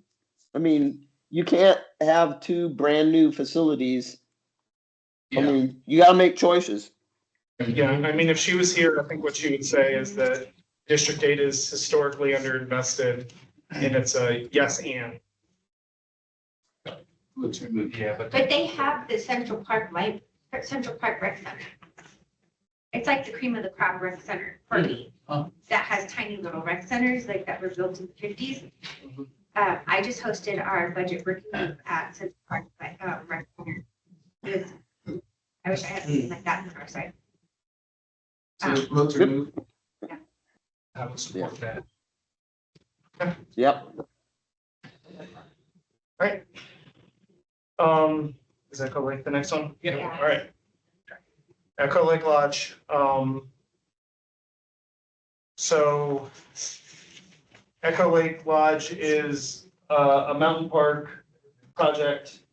This would create kind of an outdoor adventure hub. It would help activate that area. It would help renovate the lodge itself. There's scalability and flexibility up there. We have already kind of scaled it a little bit before it even got to you all. But really it would help make that a destination. It would give outdoor activities with the hope that we can really tie downtown youth up into the mountain park system is the goal. So here's my question about the Denver Mountain Parks, and Evan, I promise I'll keep it quick. How do we start to collect revenue for that? That is literally a statewide asset. In that people from Jeffco, Arapahoe, Gilpin, I mean, you name it, every county goes there and we don't collect not a nary dime. So how do we start to collect revenue and think about this differently? Because I think the fact that we are funding a statewide project essentially is kind of misinformed. That is a good question. Probably not one we're. That's something where, yeah. Okay, I vote to remove. But I will say that it's closed right now. Yeah. If you don't fund it, does it stay closed? Hi, Gordon Robertson, Denver Parks and Recreation. No, we do intend to reopen the lodge for some public uses. I'm not sure on the timing of that, probably be next summer. It is somewhat open today, but it needs a lot of work. And so we are identifying those issues and starting to address them. But this would comprehensively allow us to redesign and rebuild the lodge for multiple uses and purposes. Nicole, were you gonna add something? No, I just want to speak to the revenue question. I think that's not, we're obviously always having ongoing conversations about, our policies around revenues and fees, and particularly as we're in this budget situation, that's absolutely something I think we'll continue to look at and evaluate with a closer eye going forward. Can I ask this, who is Shannon Dennison? She is our supervisor over the mountain park system. I read a quote from her last night where she said, "This was not supposed to make money." That's her quote. It is not, the intention is not to make money, but there would be money-making services like rentals of stand-up paddle boards, canoes and kayaks, ice skating in the winter. So there would be some revenue associated with it. I don't know that it would be a profitable money-making enterprise, but yeah, there would be revenue associated with this.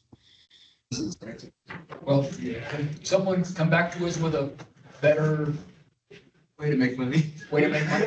Yeah, this says there's going to be dining, there's event space, a rail network. It's got to be something much more.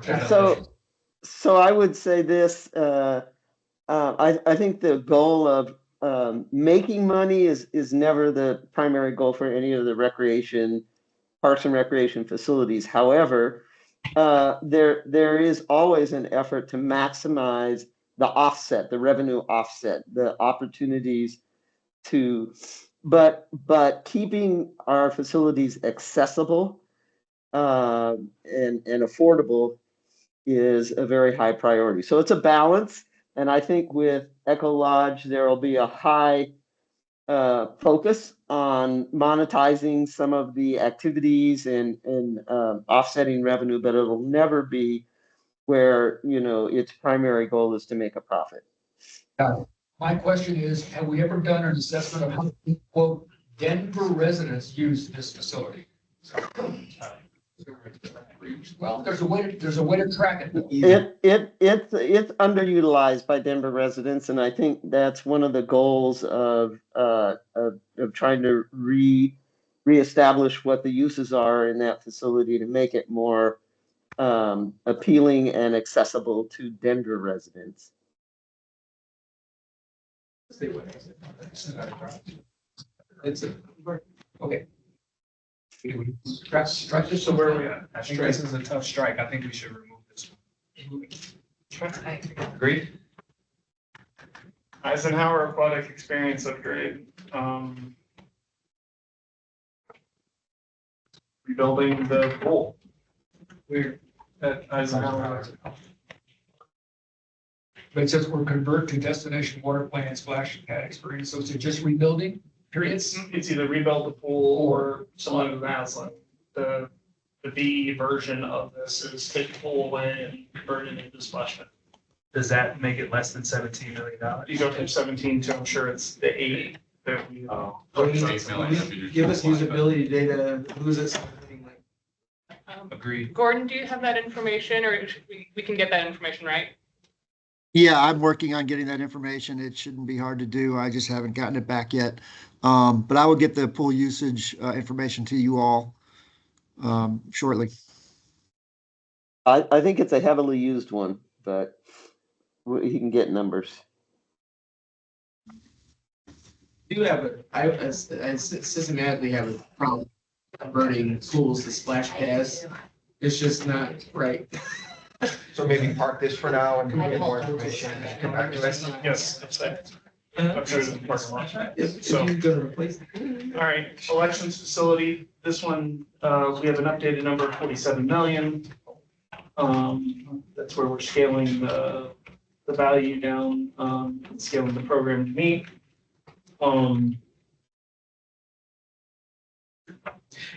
on my personal bond project tool, I had this as a yes because I have been highly acquainted with, not just working with the clerk and recorder, but also working with the federal government when I was public safety director on the literally tie to democracy and everything within it, and how we can quickly become the news of the day if we're not doing this right.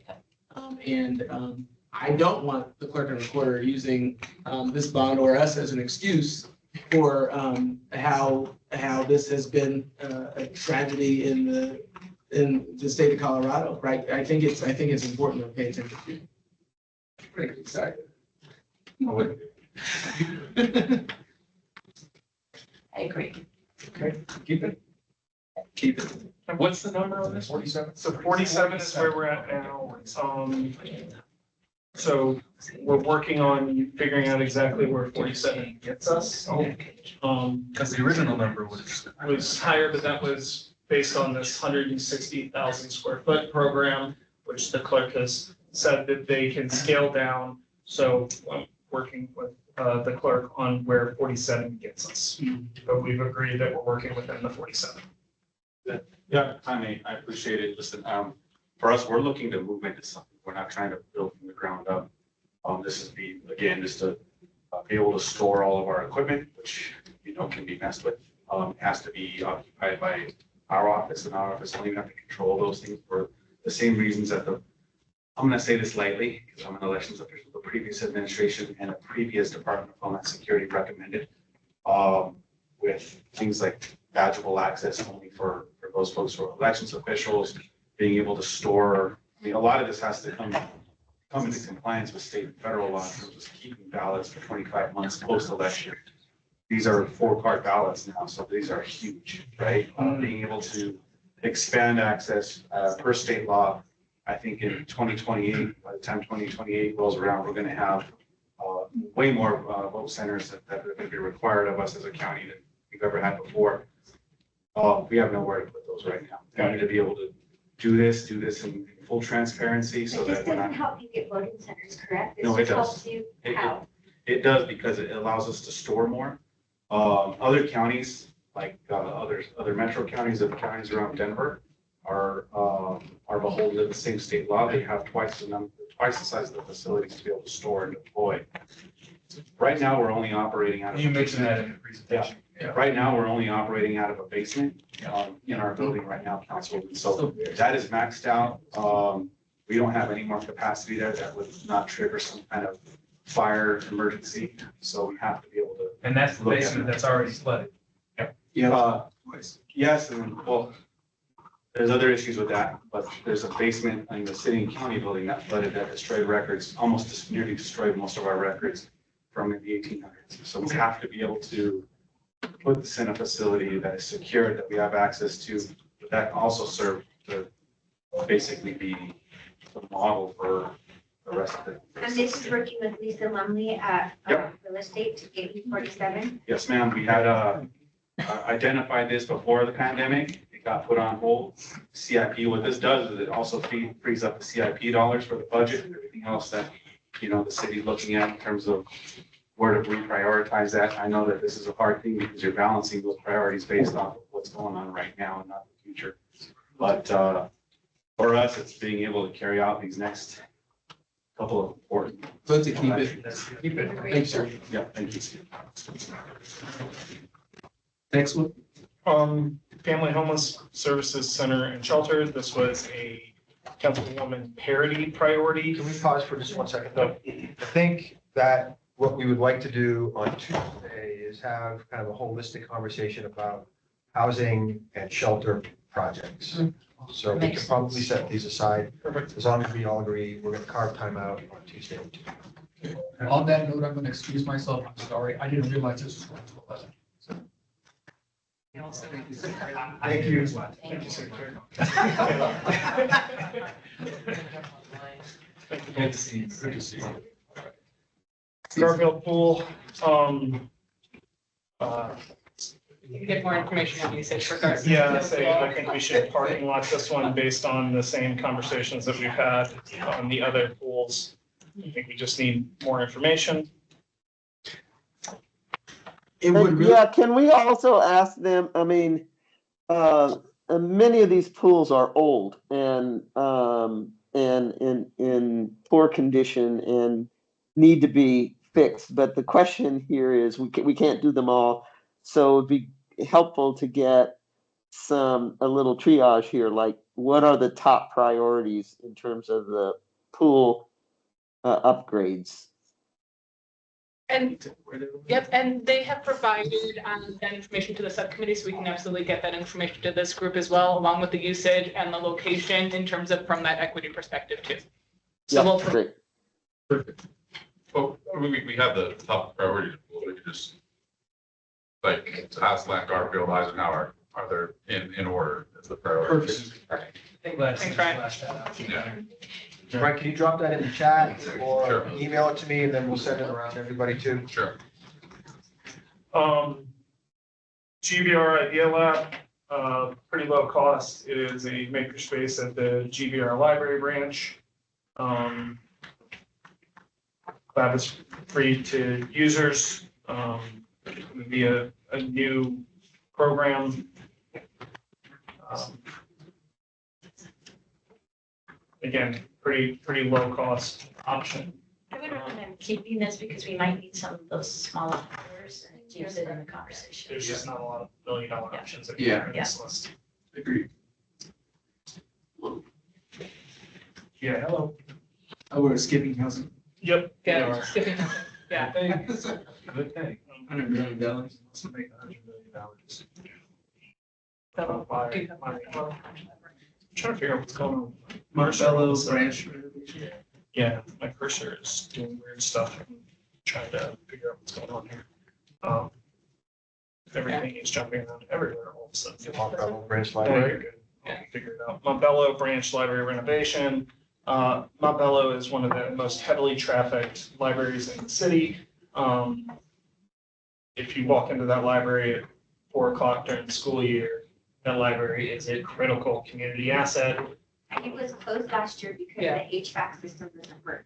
Yeah. This was. Yeah, so it was closed for like 5 days in the hottest part of the summer. Really? Yeah, because the HVAC system doesn't work. I vote to keep it on. I vote It's high on to the keep it. priority I list. agree.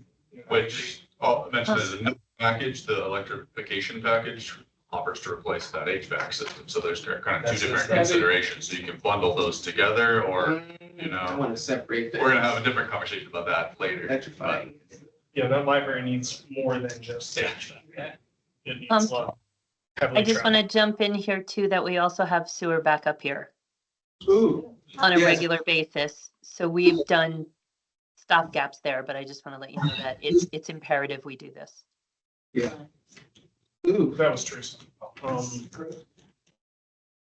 and then we've already seen this one, right? The We have. American Indian Cultural It's a Embassy. very Yeah. No, there's two different ones. This is a new branch library that had a co-location element of some kind of American Indian cultural embassy.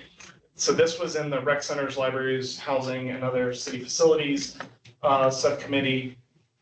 The one that we saw before That was up in 11, that was specifically. that is specifically a dedicated cultural facility.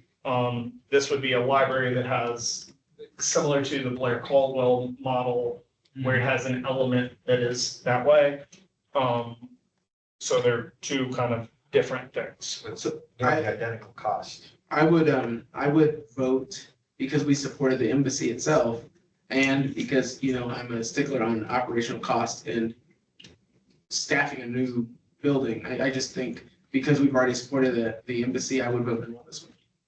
And let the embassy be the centerpiece. for Yes. That makes sense to me. What was the price on the embassy? 29. It's the 29. exact same one. Oh, it's the same. But now that we've identified land, it actually can come down. Okay. So, okay. Park Hill Branch Library renovation and addition. I have next on my list is the Chaffee Park Library. That one is also, as well as the new East Central New Library Affordable Housing. So I can go. Those, we're gonna table those until Tuesday. Okay. You already Perfect. All right. highlighted it, Patrick. What's that? You already highlighted it. That's fine. Yeah. Park Hill Branch, are Yep, we? Yep, Okay, we're good caught up. now. Perfect. Park Hill Branch Library renovation and addition. It's one of the 4 Carnegies. Again, these are assets in our system that you can preserve now or regret later. You got end of life cycle replacements that need to happen. This is another one that has. an Park addition. Hill Library. This is another one that has an addition. That's where the scalability comes. You can choose to not do the addition. But the preservation and renovation part, by the time we talk about this again, there are elements that will not be there. And is the 12 million scalable at all, you know? Yeah, you can choose to not do the addition and we can pull the number of what the addition is versus the preservation and renovation discussion. I would Heavily used library. And it's on their priority list. I would vote to keep it because I'm a huge advocate of making sure our kids have places to go. Yeah. It's like, and it's a old house. It's in the neighborhood. It's like right It's next to close to other the park. houses. It is, it's like 7 blocks maybe. It's on Dexter, right off of Montview. Oh, okay, thank you. I remember the cross. Scheitler, again. This one Can came out this of be scale? Scheitler. So this was. The whole library. Or Yes. no, the Scheitler pool. That's what I was on. Oh, yeah, no, me too, but I'm saying the library costs less than the pool. Yeah. So this was more than a pool. This was also renovations to the rec center. Oh, yeah. That's because, so I could give a background on, so, if my son played basketball here, and once you reach 9 years old, you have to go out to Central Park to be on that part of that basketball team because it's not a full-size basketball court. Oh. So it only has a half-size basketball court, and from what I understand, it's the 6th most used rec center. So this one was a priority for one of my favorite memories is swim team there. I don't think it's ever gotten renovation.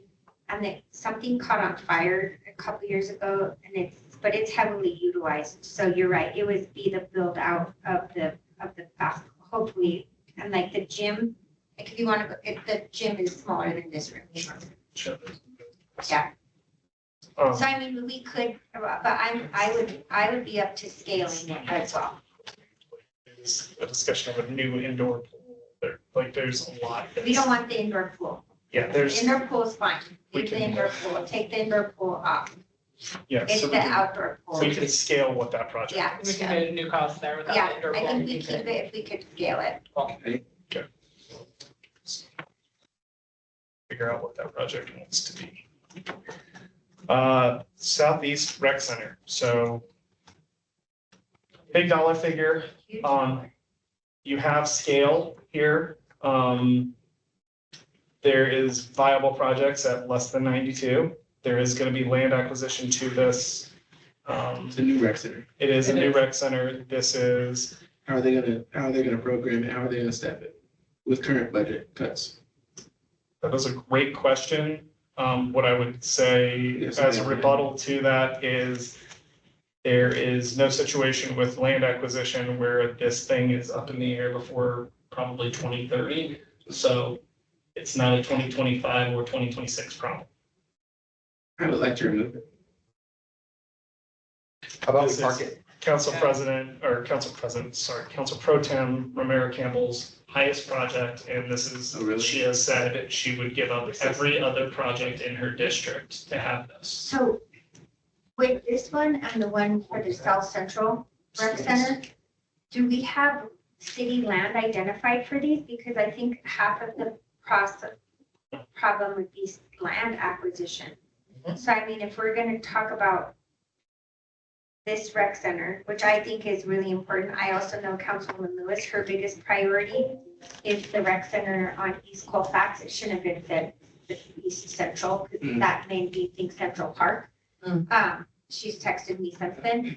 But how do we get two major catalytic rec centers that are $100 million each in a bond? Yeah, that is ultimately the problem. Yeah, it's an issue. So we're using historic scale pricing based on the concept of Carla Madison. Carla Madison pricing. The problem is finding on a corridor like Colfax, finding land that is available and big enough to house a rec center. Colfax is a harder lift than Southeast is. It just functionally is. You don't have to use the same form factors, and the land uses are not the same. When you look at I'm sorry, are these regional facility? Because there's a difference. I mean, the recreation center in Westwood did not cost that much. So yes, and I think what we're talking is regional here, Happy. yeah, but so maybe we should have a conversation about whether that is what's required or needed. And I do think that there's a where the committee could say 92 is not the number, but we could swallow 75, and that's what we could do, and we have to scale to that. I think that there's a place there. And again, Carla Madison, using that as an example, you had to deal with groundwater and you had to deal with contamination because the site we were able to place that at was a former gas station. So there's realities of using historic pricing that are not always apples to apples. And Carla Madison is I'm going off of memory, so I think Carla Madison takes $3.5 million of operational general fund budget a year to staff, right? So where are we gonna get that money from? And that's, I keep going back to it. We're cutting people right now, so. Yep. I just, how do you pencil that to the community? And I just wanna say. Well, we're talking several years, I mean, years out before the operational, but you're right, we have to consider all of those things. And, but you have to start somewhere, and so, maybe acquisition is where we start.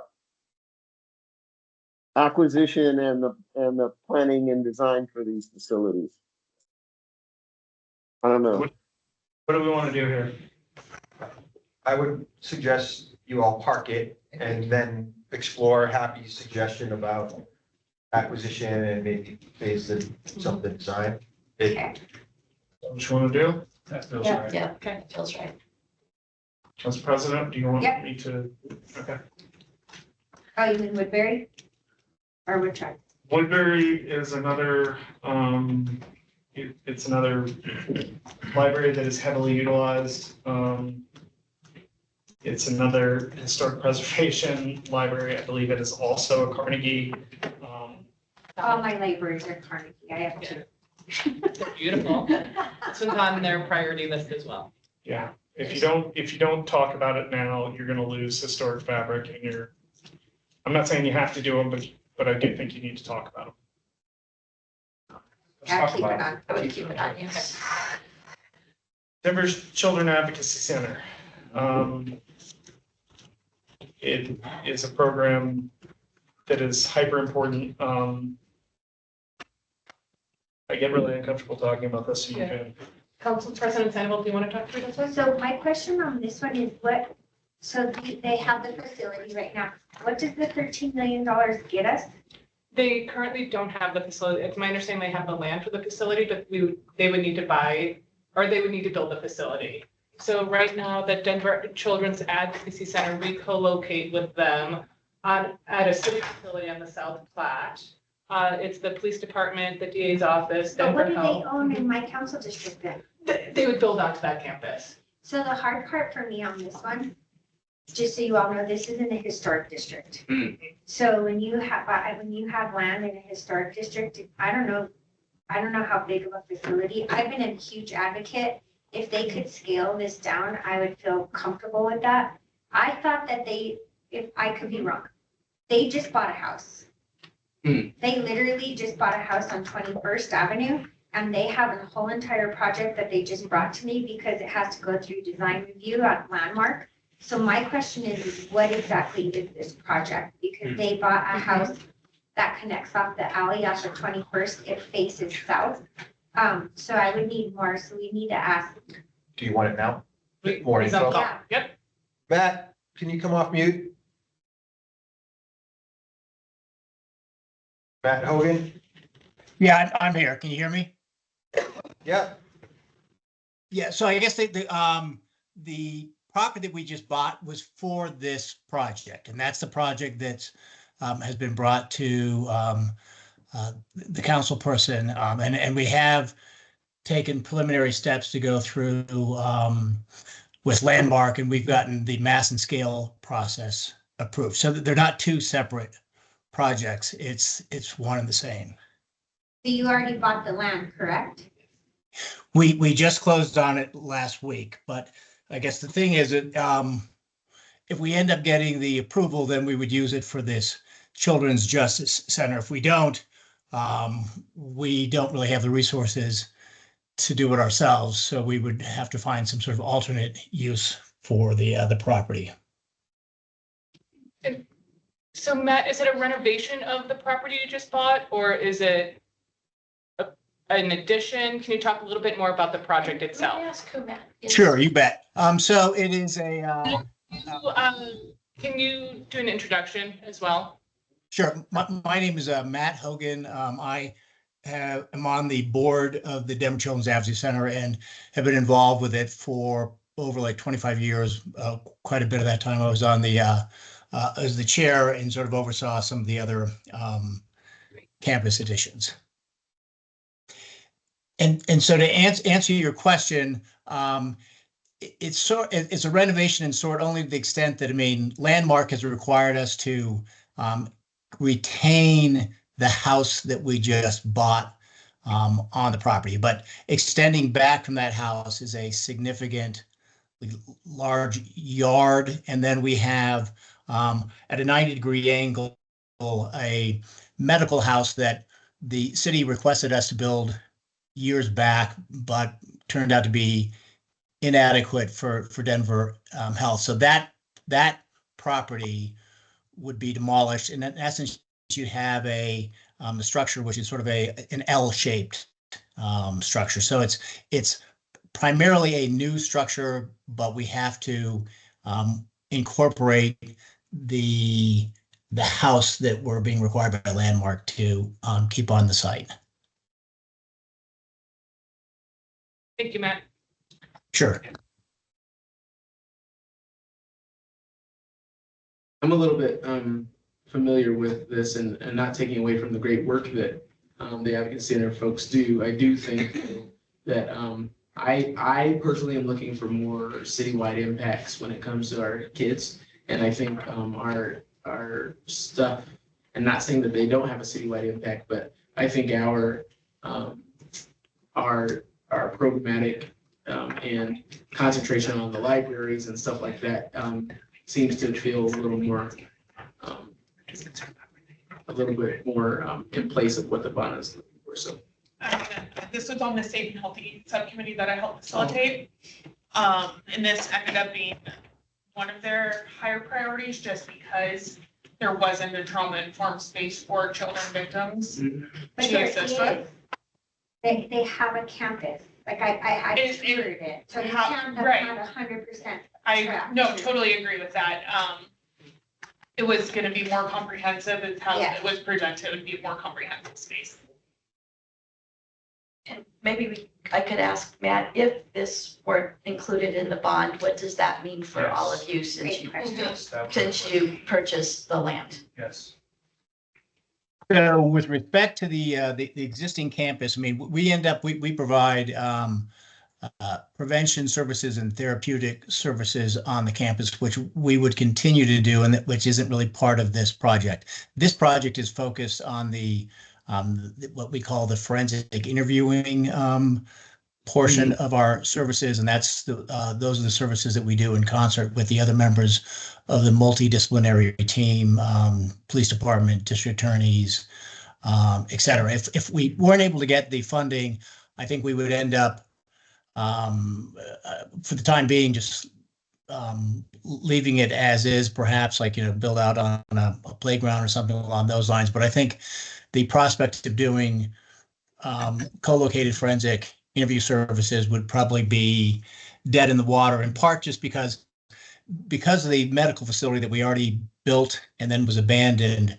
I think we would, without evidence of the city's interest in this project, I think we would have a very difficult time getting other donors to sort of provide money for it, since when they did beforehand, it was, as I indicated, like abandoned. But I, in the last several bonds, last several budgets, I've been able to get you all money in through the budget process. I brought actually budget amendments.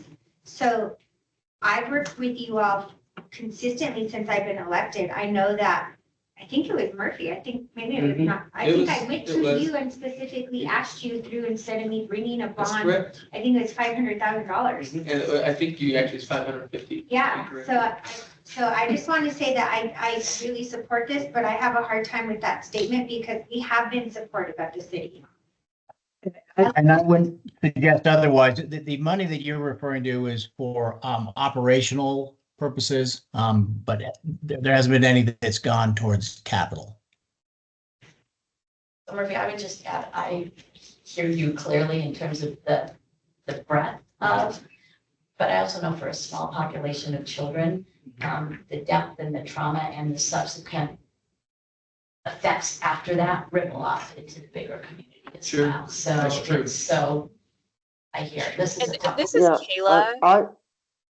Hi, Kayla. If I could jump in as well too, I would love to parking lot this and have more conversation. I agree with Christine. I know it seems like a smaller subset, but it's really an impact for our youth. And so I understand all the conversation, but I would like to advocate to parking lot or continue conversation. Yeah, I agree. This is Happy. I think this is important. And when we talk about underserved or vulnerable populations, there isn't a population in Denver that's more vulnerable than this. And being able to facilitate the kind of cooperation and work amongst the agencies is critical to success here. So, I mean, I want to at least keep it, in the parking lot. Evan, would this be like a Rose Andom Center for kids? Yeah, Yes, very that's what similar. it is. Yeah, it's a good way to Yeah. describe it. So I hear that there's mostly support to keep this on, so why don't we just keep it on and see what happens? Thank you. Awesome. Moving on to West Side. I know that they spoke earlier during public comment. They're asking 50 million.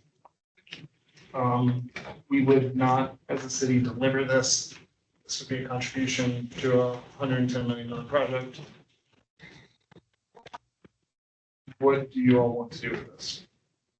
In the location where they're requesting it,